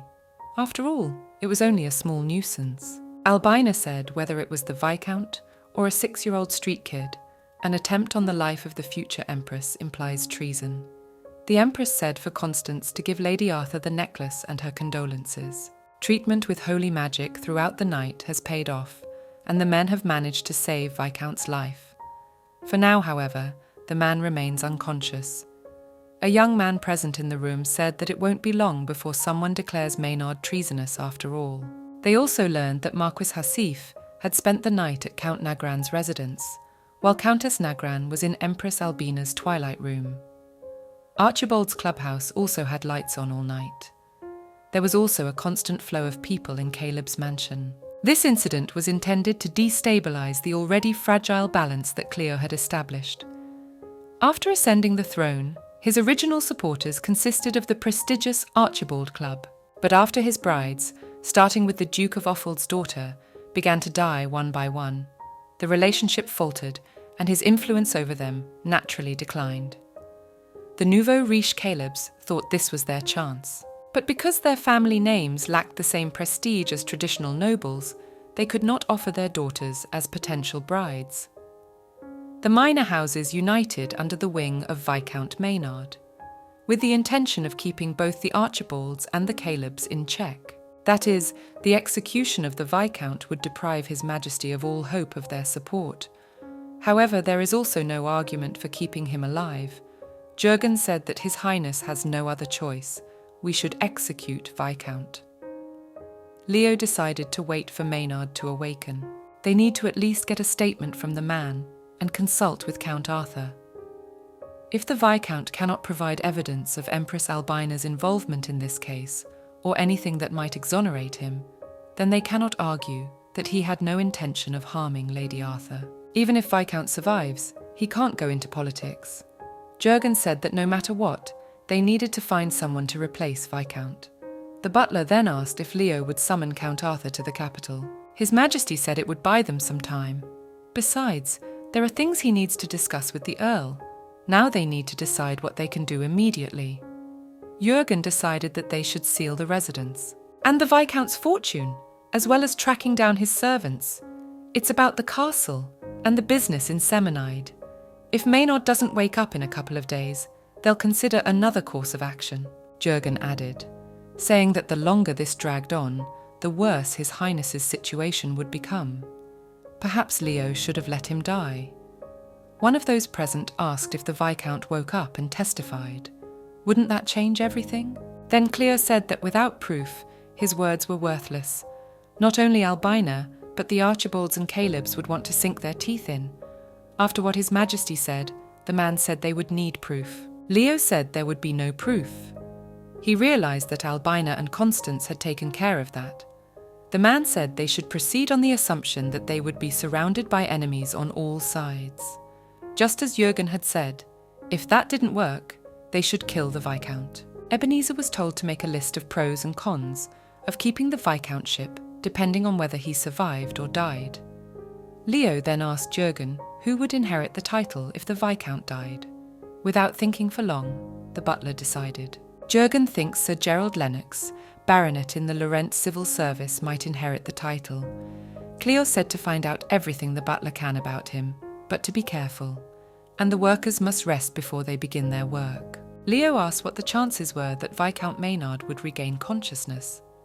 Bernardo then said that he was not sure that the man would have the strength to do that. Cleo asked if the priest could say such a thing. Then the man said that His Highness had asked for an honest answer. Every night, the Vicomte would wish to go to sleep and never wake up again. Maynard himself had confessed this to Bernard more than once. Leo said he felt sorry for the man, then said that Bernard might think it was selfish. The man said that Cleo was being selfish. The only reason His Highness has not executed the Viscount is because he wants to show the other nobles with what zeal he will try to protect the man who has sworn allegiance to him. Leo said he didn't deny it, but he felt responsible for what happened to the man. The Vicomte was one of the few people Cleo respected. The man had never been greedy, yet he had only gotten into this mess for his daughter. The Viscount had sworn eternal loyalty to His Highness, Crown Prince Cleo, and he was willing to do anything for him to ascend the throne and become emperor. In making the promise, the man asked for one thing. He wanted Leo to threaten Inas for as long as he could, after which he asked to fulfill his duty as his daughter's fiancé when his dreams were shattered. The Viscount asked to protect his daughter at all costs. Cleo's duty was to protect Inas, but he couldn't stop her from becoming a witch. His Majesty doesn't think he has the moral right to blame the Viscount. Even when the man learned of his daughter's fate, he did not become indignant, but simply said that he understood, hiding his true feelings. And for that matter, His Majesty is the only one to blame for weakening his heart enough to fall victim to the witch's curse. Bernard said His Highness killed the fake to protect the honour of the real Inas. Viscount Maynard knew that, so he continued to do what he could for His Majesty. Leo said that these words did not comfort him, and he would still prefer the man to remain alive. Life is always better than death. His Majesty's servant bursts into the room, saying that Lady Arthur is still asleep. Then Leo asks the servant to gather 100 roses from the garden at Piella's palace and make a bouquet of them, and to bring her to her chambers a peach pie prepared personally by His Majesty. Bernard suggested that Leo visit the girl personally, to which Cleo replied that he had no time because of meetings and audiences. Then Bernard said that they would discuss what had happened last night, and then offered to replace His Majesty with Jürgen. No one would judge His Highness for wanting to be near his fiancée after such an incident. Leo said Estella's strong. She'll be all right. Cleo won't. It's clear to everyone that His Highness is unable to think of anything else. In the 2 hours he's been here, they've already sent an unhappy messenger to her 4 times. It's already awkward for the servant to show up in the girl's chambers again. Leo said he wanted to make sure that the girl would be informed if anything happened. Bernard said that Cleo had already sent snacks and flowers. The question of whether Estella was awake was just an excuse. If he was so concerned about the girl, perhaps His Highness should visit Lady Arthur himself. Leo wasn't sure if the girl would like it. Bernard asked, since when did His Highness worry about the feelings of others? Even though her character is strong, and Estella is able to survive this shock on her own, it is still necessary to give the girl his support. But only if Leo really intends to take her as a life partner. Cleo said he was probably overworked lately, forgetting the basics. Of course, it would be much better if he visited her himself. His Majesty understood why he felt so strange. He didn't want a relationship supported only by a 30 million gold contract. He wanted a strong partnership with mutual communication. For that to happen, he needed to start acting seriously and become open-minded. Leo realized that the girl was less wary of him. Otherwise, she would not have fallen asleep so peacefully in a man's arms. He must do everything possible to prove the seriousness of his intentions, although it would be much more difficult to win her love, much more complicated than simply offering to be brothers in arms. Waking up, the girl realized that she had slept for a long time, realizing that it was already noon. Placing a hand on her clothes, the girl thought about how they were softer than usual. Abruptly opening her eyes, Estella jerked out of bed, not realizing when she had gotten into bed and who had changed her clothes. When she looked around, she saw a large number of bouquets of flowers, and then she thought she was really dead. Lady Arthur didn't understand how she could have stayed awake while people were bringing all this in. She wouldn't let them get away with it, despite her fatigue. They had also washed off her makeup. Had she really been exposed? The only person in the house who thinks the girl is a man, the Countess. If she was the one who changed Estella's clothes. After opening the door, a servant looked in, saying that the girl was finally awake. After which she said that the lady didn't look so good. Maybe the girl needed more sleep. The young lady said she was fine, but asked what all those flowers meant. Karen explained that the flowers had been sent by the Crown Prince. He hoped that the flowers would make the girl feel better when she woke up. The servant also said that she had always known that the Crown Prince was a kind man, but she had no idea how nice he could be. Estella asked who had changed her clothes yesterday. Then Karen said that the girl had been changed by Countess Bartholomew. The girl realized that she was finished. Then the servant continued, saying that the young lady didn't remember it because they fell asleep, but His Highness carried her in his arms all the way to the bed. Whereupon the servant said that he had washed the girl himself. The Countess was greatly surprised to see Estella's bloody dress. She cut it all off with scissors, the corset and the rest, not realizing that the Crown Prince was still there. He was extremely embarrassed and left immediately. Karen had never seen a man blush so much. The girl realized that the maids considered her a girl. Why not trust everything to them? The chances that the Countess hadn't guessed anything were practically zero. Estella realized she was still wearing her underwear. The Countess was probably careful not to touch Lady Arthur in the groin area. However, just a glance at her breasts was enough to guess her real sex. After that, Estella realized that with such breasts, no one would ever think that she was a woman. Not understanding the girl's behavior, Karen assumed that she had suffered a severe shock last night, so she said she would return as soon as the young lady's bathwater was ready. But in the meantime, the maid asked the girl to get some rest. Estella flopped down on the bed. The girl wondered if she had succeeded. She survived, just like the Crown Prince wanted her to, and didn't kill people she shouldn't have. The girl wanted to get stronger, to fight for real, wanted to win. She didn't realize she had so much ambition in her. Estella thought that all she needed was money and good food. Did the girl's father really want her to live not just as a noble lady, but to continue fighting until the end with a sword in her hands? The young lady worries every day that she will be exposed. She should never have left the city guard. A maid enters Estella's chambers, saying someone wants to see Lady Arthur. This man is Tisson Solidian. The girl told him to tell him that she was asleep, but he was willing to wait until she woke up. Karen asked if she should tell her that the girl wasn't feeling well. Estella realized that Tisson never does anything without a good reason. Perhaps he had important information. The lady asked telling Tisson that she would meet him after her bath. Estella told the maids that she would not wear a wig today, so that everyone would think that her hair had been cut off during the ambush, than to constantly risk a wig causing trouble.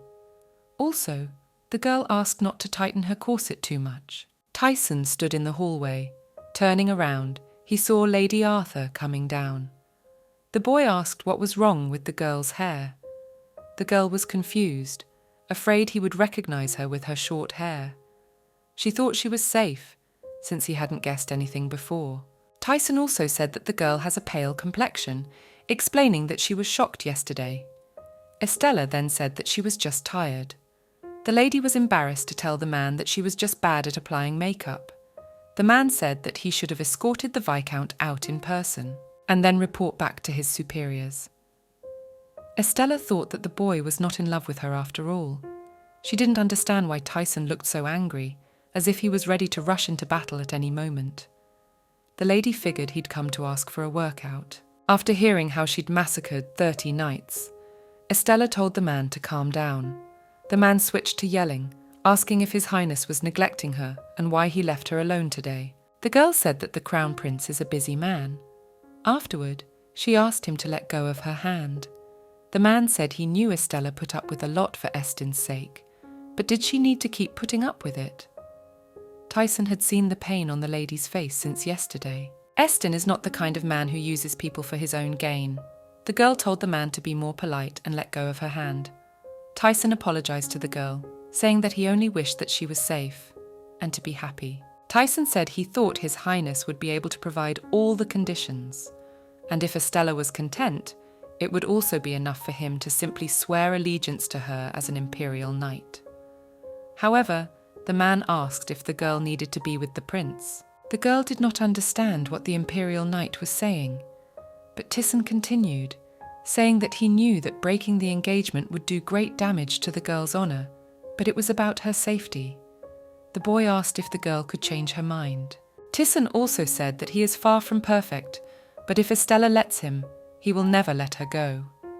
Yes, he will never match the Crown Prince, but he will be at the full disposal of the Arthur family, and also the knight will be able to persuade the lady's brother. Estella thought that the guy had finally lost his mind, not knowing what he was talking about. The girl was already starving, and now she was also dizzy. Taking Lady Arthur's hand, Tisson kissed it. But then Leo burst into the corridor, telling the knight to let go of the girl's hand. Standing with flowers in his hands, His Majesty glared angrily at Tisson. Cleo told Estella to come over to him. Estella praised the young man in her head, realizing that he was good at portraying anger, but there was no need to be so believable. Leaning over Estella, Leo asked Tisson if he was proposing to his fiancée. Tisson said he was. Afterward, His Majesty said the guy is crazy. The knight said any normal man would go crazy, especially after his favorite woman is attacked and her hair is cut off. Estella was shocked. Supposedly any girl's head should go spinning when the Crown Prince and the Empire's greatest young knight are fighting for her.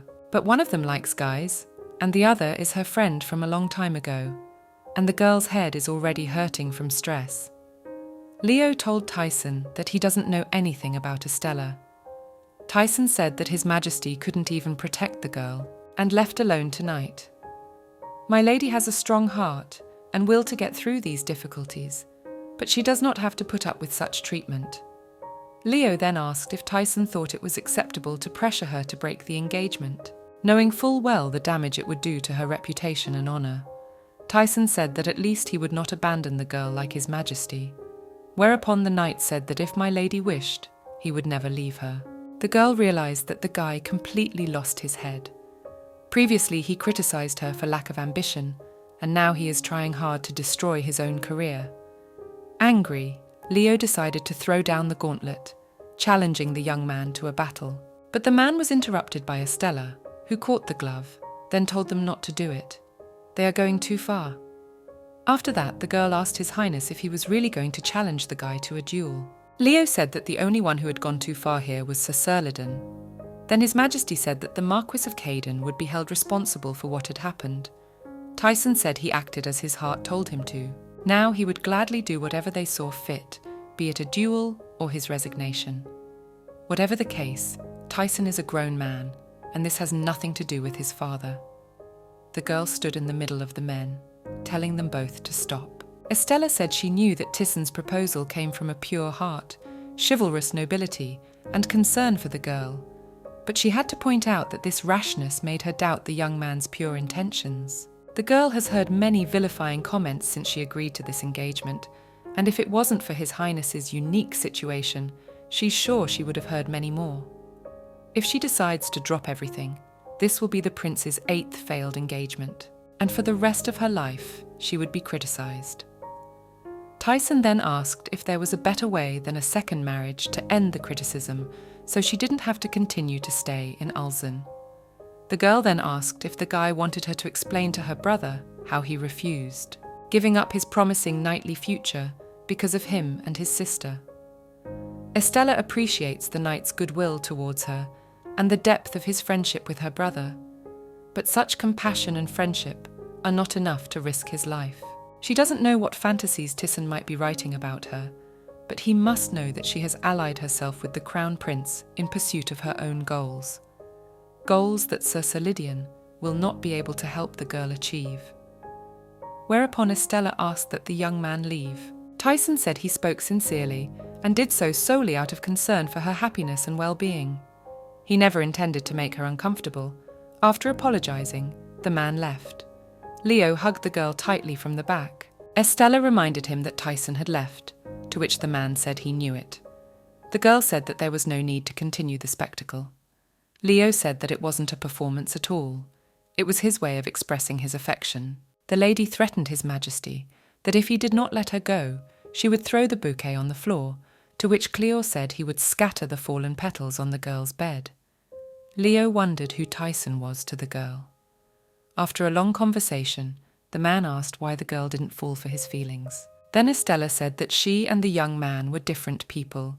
Tisson, unlike His Majesty, does not like men. He is in love with the girl because he considers her a woman. Leo shouldn't compare situations. Coughing, the man hugged the girl even tighter. The girl asked to be released, but the man made a condition that she had to call him by his name. Calling His Majesty by name, the girl blushed, hiding her face in the flowers she was holding. The girl asked if that was enough, and Cleo, unclasping his hands, let the girl go, saying that was quite enough. Leo says he doesn't want to lose to Sir Cerlidon, so he asks to be called by his name. The man then points to the makeup, saying it should be washed off. Cleo sits in the room and waits patiently for the girl to come out of the door. She appears, showing off her costume, and asks the prince if he likes it. The girl wonders if it is possible in principle to walk around like this without causing judgment or displeasure. The prince replies with a slight smile, wondering if her pride was trying to get her to wear some new dress. The girl, feeling confident, explains that she always dresses like that for ball practice. After all, she doesn't need to hide her true identity from His Highness. The prince notices that she looks great when she is dressed up, but adds that it suits her much better to dress the way she herself likes. The girl smiles back and suggests that the prince just eat. They decide to have lunch outside in front of the fountain, enjoying the warm day. When they sit down at the table, the girl, seeing the variety of dishes, cannot contain her delight. She notices that the appetizers on the table make up for the past week. Grateful, she expresses her appreciation to Cleo for feeding her so well. The prince reflects that a lady's food usually looks meagre and unsatisfactory.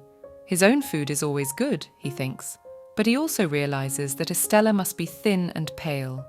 She practically starves herself to meet those standards. Estella stabs a piece of steak on her fork, at which point the prince asks her if she's curious about what's going on. The girl asks him exactly what he means. The prince clarifies that he would like to discuss the Viscount and how they are going to handle the situation. The lady asks the prince to tell her all the details.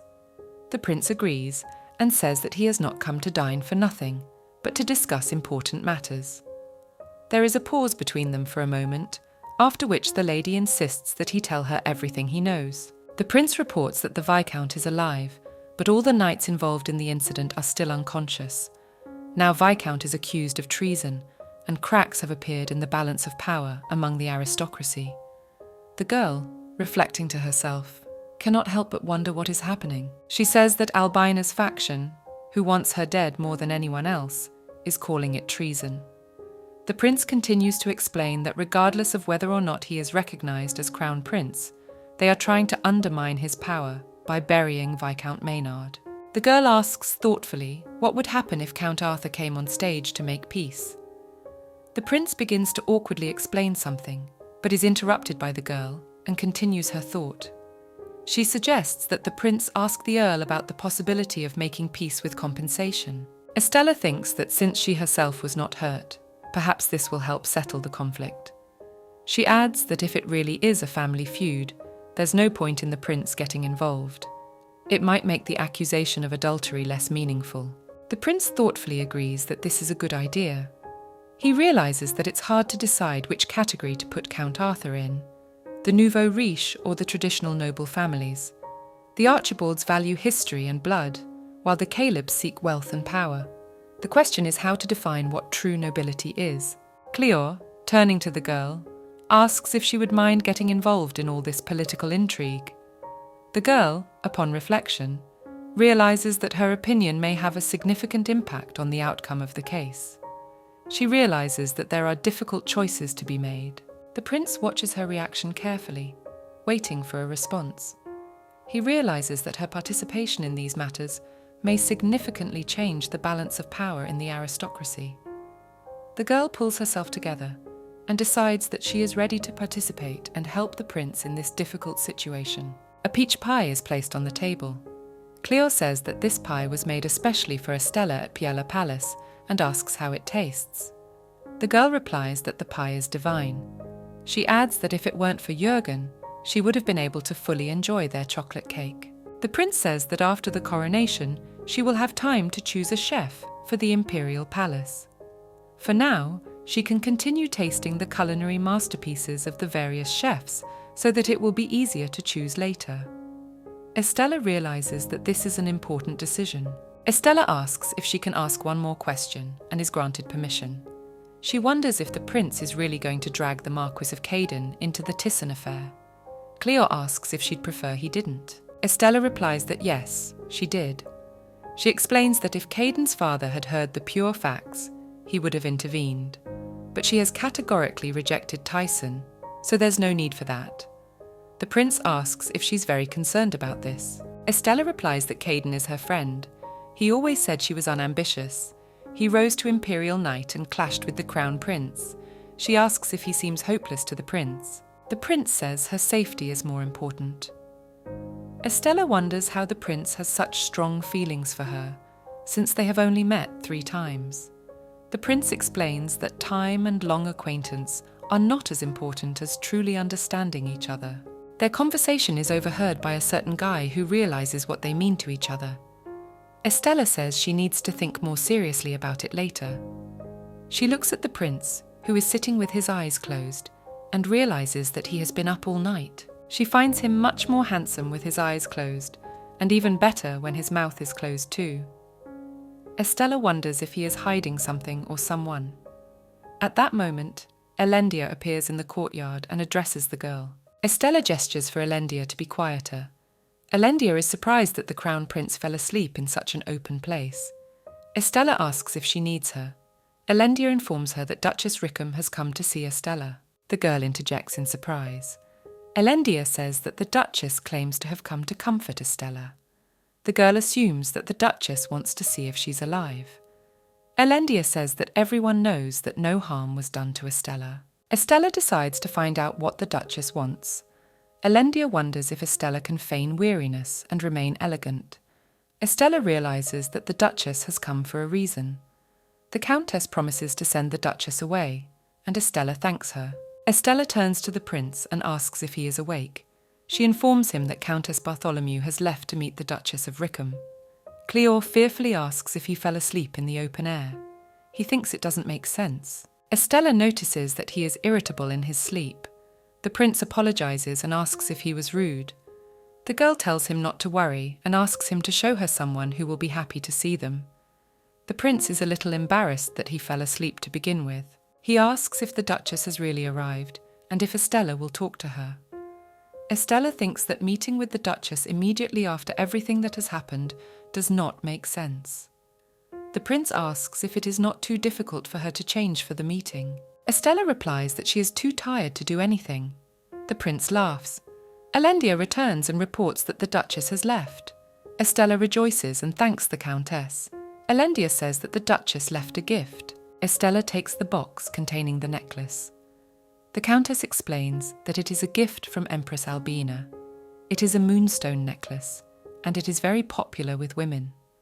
Estella wonders if the Duchess is mocking her by choosing moonstone over diamonds or sapphires. The prince asks if she will wear the necklace. Estella says she has no one to brag to. The prince understands her. The more Estella looks at the necklace, the more uncomfortable she becomes. After that day, Estella was granted a week's rest. She used the time to write a furious letter of complaint on behalf of Count Arthur, addressed to the Viscount and the Imperial Palace. Estella sits at the table and is deep in thought. She thinks that her brother Estin should not be in Alzan. Writing in two different handwritings, her own and Estin's, is proving to be quite difficult. Estella ponders how hard it is to keep it up. She understands why the Crown Prince orders messengers to send letters through different places before they reach his office.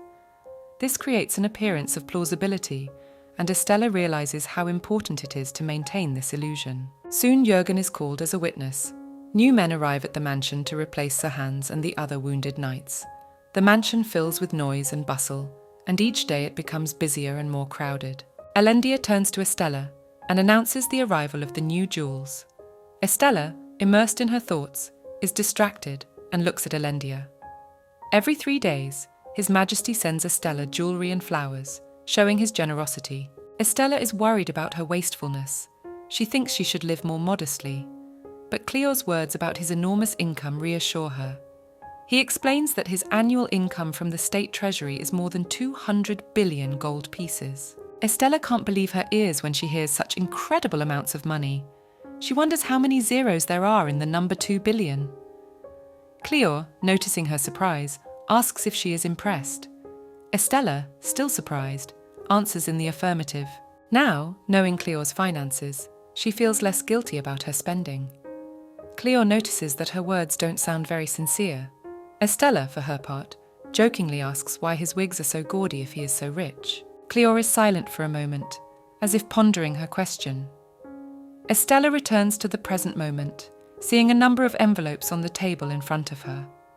They are invitations from almost every noble house in Alzan, and Elendia notes the number of them.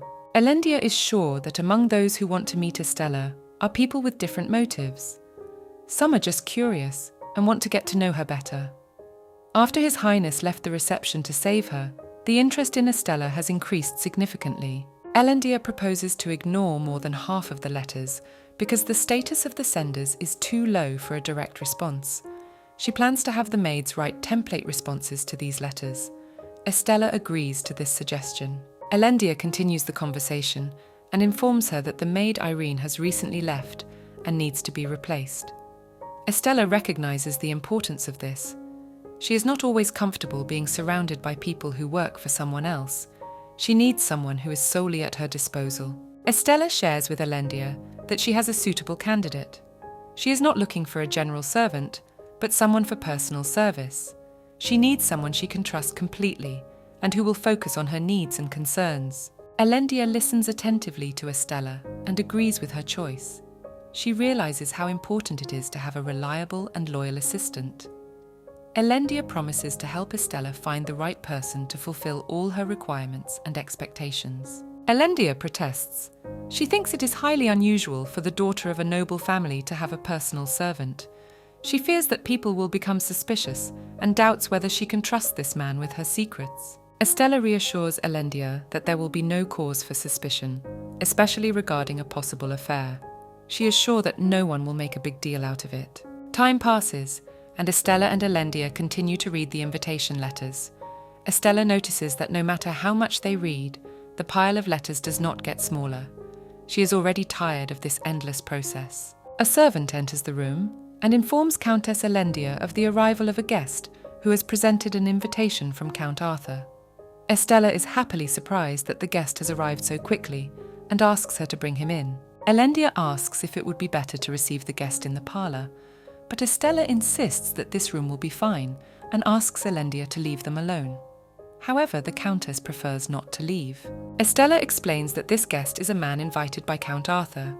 After some pause and fear in her eyes, Elendia agrees, stands up, and bids the lady farewell. Estella worries, wondering if her guest will recognize her. She feels uneasy and watches as he is led through the corridors. The guest feels anxious too and tries to calm herself. When the servant opens the door and says he may enter, the guest sees Estella and bows. He is surprised to see Sir Arthur and Estella standing in front of him. He expresses his amazement loudly. Estella immediately asks him to be quieter so that no one will hear. But the guest does not calm down the first time, and she has to ask him again to stop shouting for fear that someone will hear. At the screams, the knights rush into the room, thinking Estella is in danger. They grab the man, start yelling at him, and at the same time ask if my lady is all right. Estella, annoyed by their interference, asks them to leave, but one of the knights thinks it is too dangerous and insists on his presence.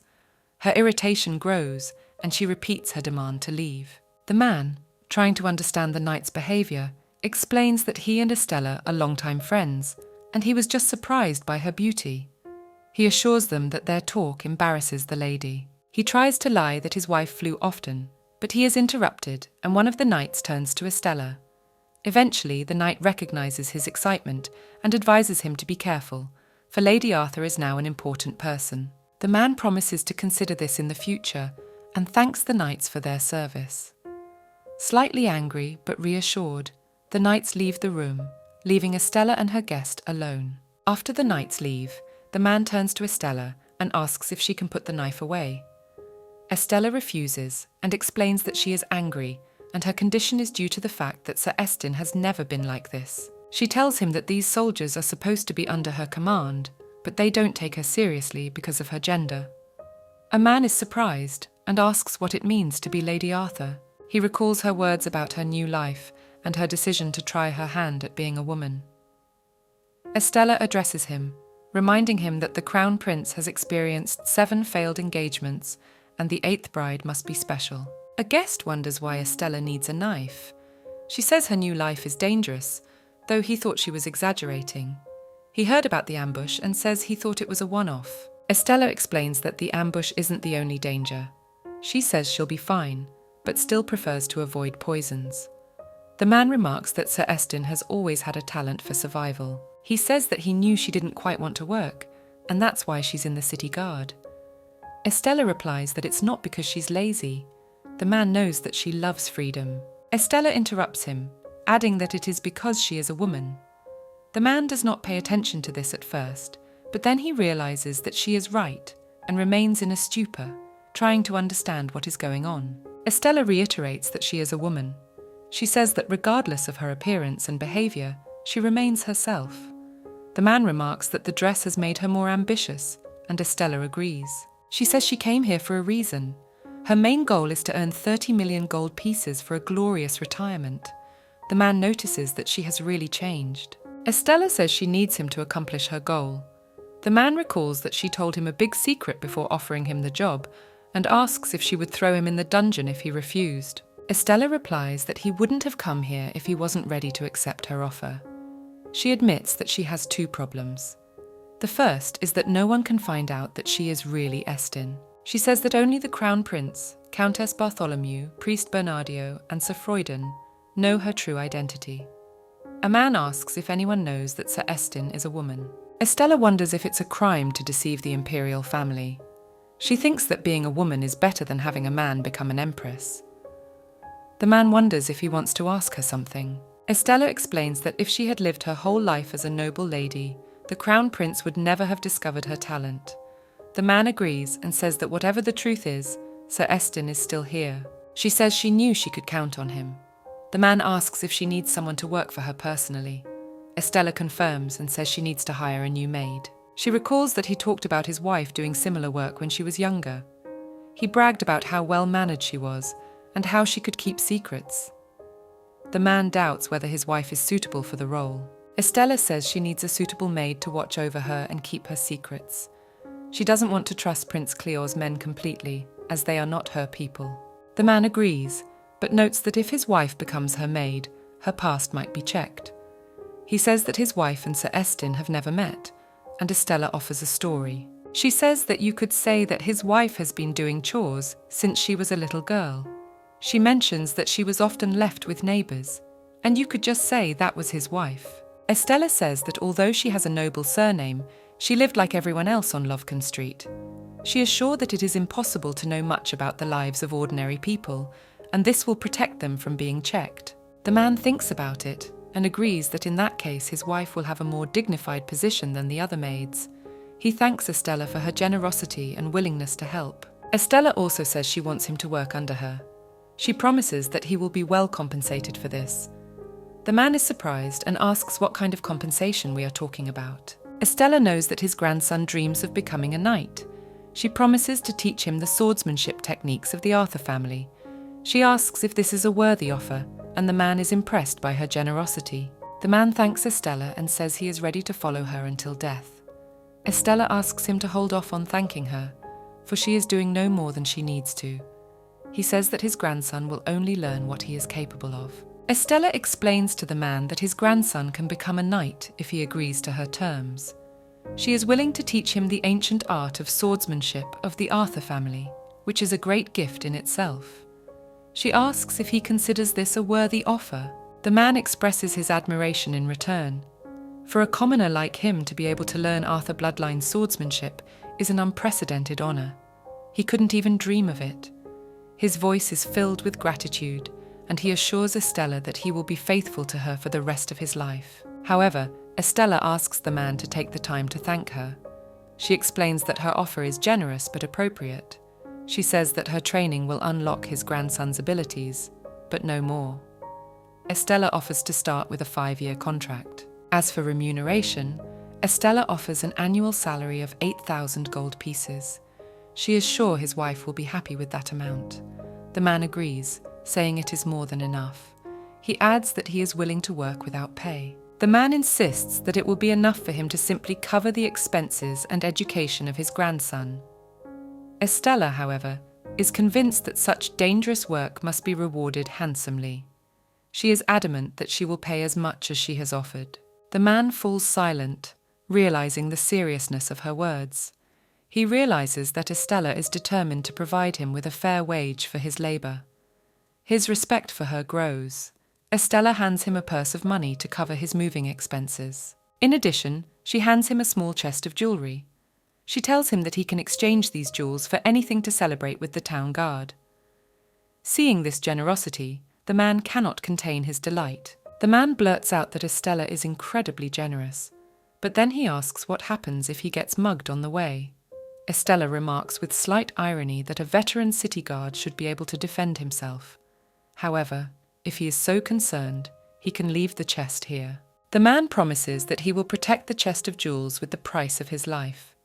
Estella begins to laugh as she sees how quickly he changes his mind. She admires his determination and loyalty, which is again evident in his words. At that moment, a voice calls Estella from behind the door.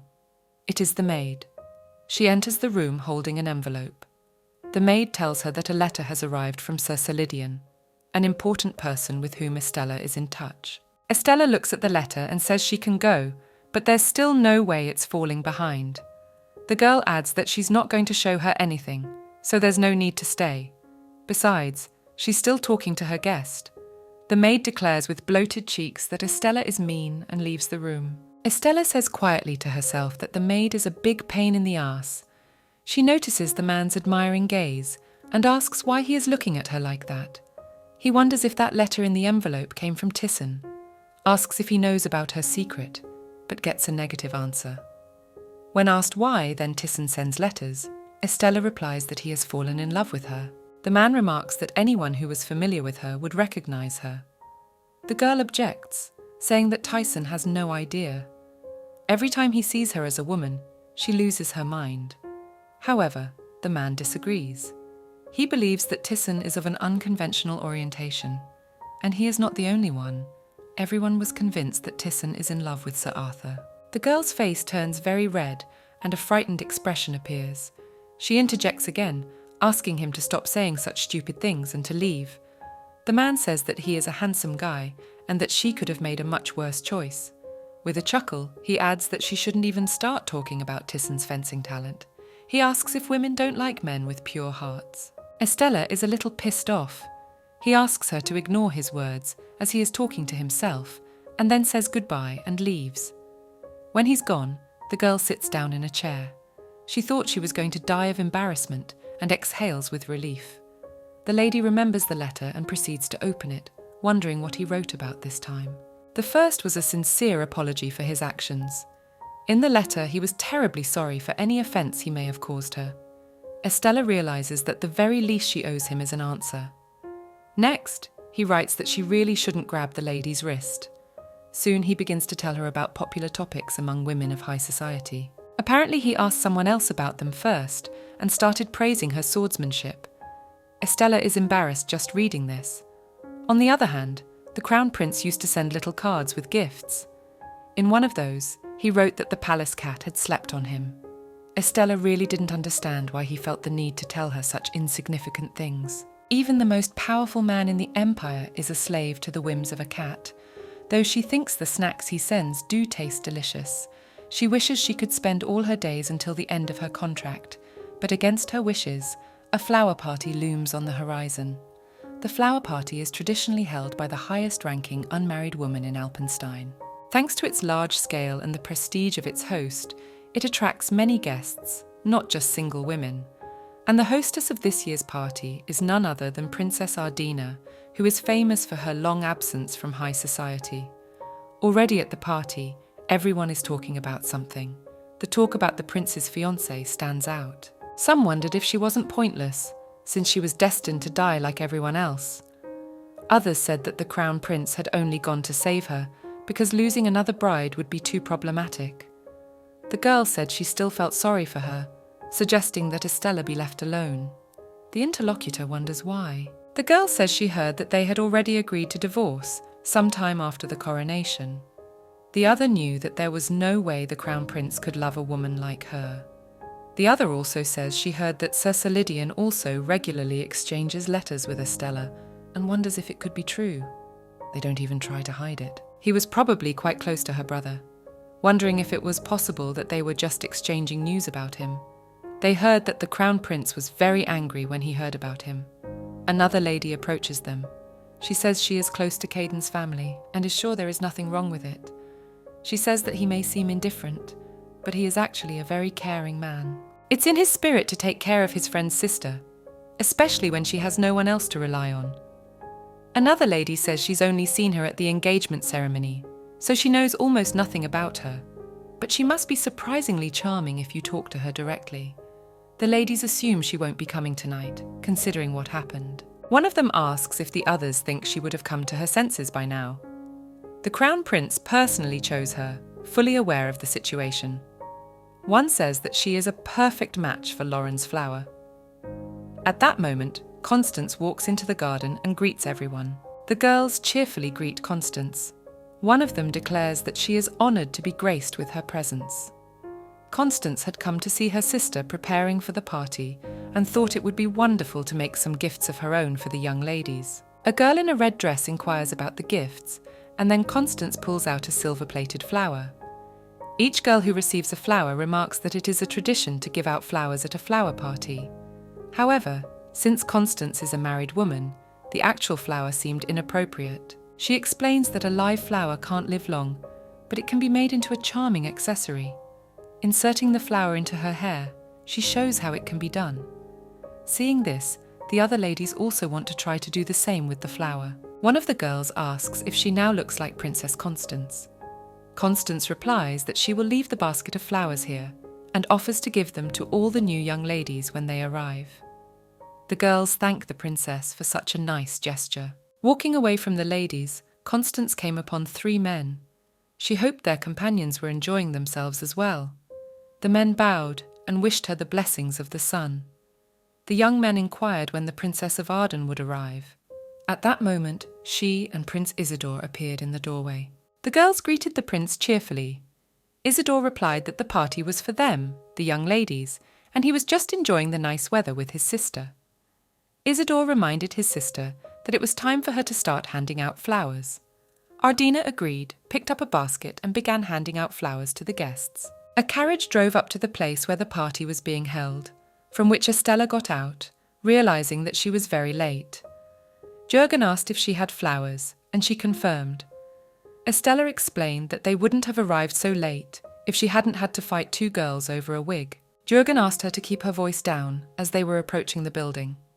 Once inside, Estella apologized for being late and wished everyone the blessing of the sun. People began to whisper about how the crown prince's bride could have such short hair because it was so indecent.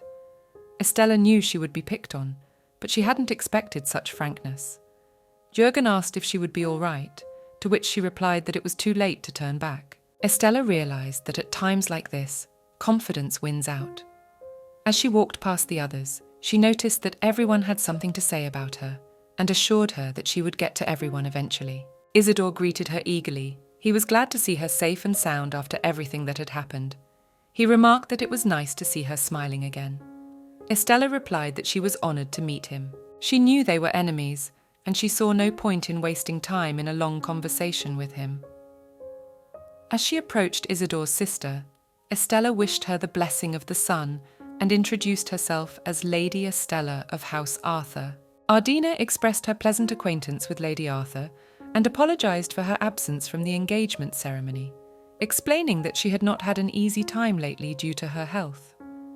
Estella replied that Her Highness's health was most important. Then the man's sister presented Lady Arthur with a flower, wishing that she would bloom majestically this year. Estella thanked Her Highness for the beautiful gift. Noticing the note between the petals, the girl could not understand what Ardina wanted to tell her. It was their first meeting, and she decided to read the letter later, when she was alone. Smiling, Estella noted that such a magnificent flower deserved a worthy response. Therefore, she expressed her confidence that no one would blossom more majestically this year than Her Highness. Ardina gratefully accepted these words from the girl. Estella continues her walk through the beautiful garden. Along the way, she hears conversations about how courageous she is and how poor the prince is. She doesn't like this attention and can't concentrate on the note that Ardina passed on. Along the way, a young lady stops her and offers her a gift. She explains that it is from Princess Constantia, who left them for late guests. Estella thinks, if the gift is silver, it means that the flower is not poisoned. The lady remarks that the flower could be used to decorate her hair, but Estella replies that her short hair would not hold the flower. She politely wriggles out of it, saying that she can put the flower in her hat, and thanks her for her concern. The girl who gave the flower says it matches her hair. Estella thanks her, noting that she often hears about her good sense of style. But another girl in a red dress tries to insult Estella, saying that her hair can't compare to the elegance of the other ladies. The flower girl advises her to ignore Lady Therin, claiming that she is jealous of Estella's beautiful hair. Estella replies that she is not too upset about the state of her hair, and considers it a hidden blessing, as it has allowed her to see His Majesty's true face. Estella feels lucky to have a man willing to risk his life to save her. She realizes that for years she's dealt with troublemakers in the city guard, and girls like that are no match for her. The lady suggests that they put the conversation aside and start exchanging flowers. She hands Estella Lauren's flower, confident that it will go perfectly with her dress. Lady explains that she knew right away that this flower would be the perfect addition. Estella thanks her for the gift. Estella says she brought Lauren a flower too, though she thinks they can't compare to the lady's beauty. She adds that the flowers are very beautiful. Another lady expresses her regret that she couldn't help Estella and gives her roses. Estella doesn't understand what they are talking about and wonders what exactly they are up to. She remains silent and watches the other guests, thinking that her presence might damage their reputations. Estella thinks that Isidore is also her enemy and decides that she should not speak to him. Estella can't concentrate on Princess Ardina's note as everyone around her is constantly gossiping about her. She has no choice but to say goodbye to her waist, feeling awkward. Estella sits at the table and examines the Linadium fork, not noticing no reaction. She also checks the knife, but again sees nothing suspicious. Once she is sure she is safe, Estella decides to relax and enjoy her desserts. She notices that the other guests are watching her eat and feels their stares. A bee flies up to Estella, which is quite expected, considering the sweet desserts. The girl realizes that the sweet food attracts the insects, but as time goes by, she notices that there are more and more bees. She becomes worried and doesn't understand where they are coming from. Estella looks into her basket and is horrified to see that it has turned into a beehive. This causes the other women in the garden to laugh. They laugh and whisper as they watch Estella. The girl notices their reactions and realizes that they are hoping to see her scream or knock over a table out of fear.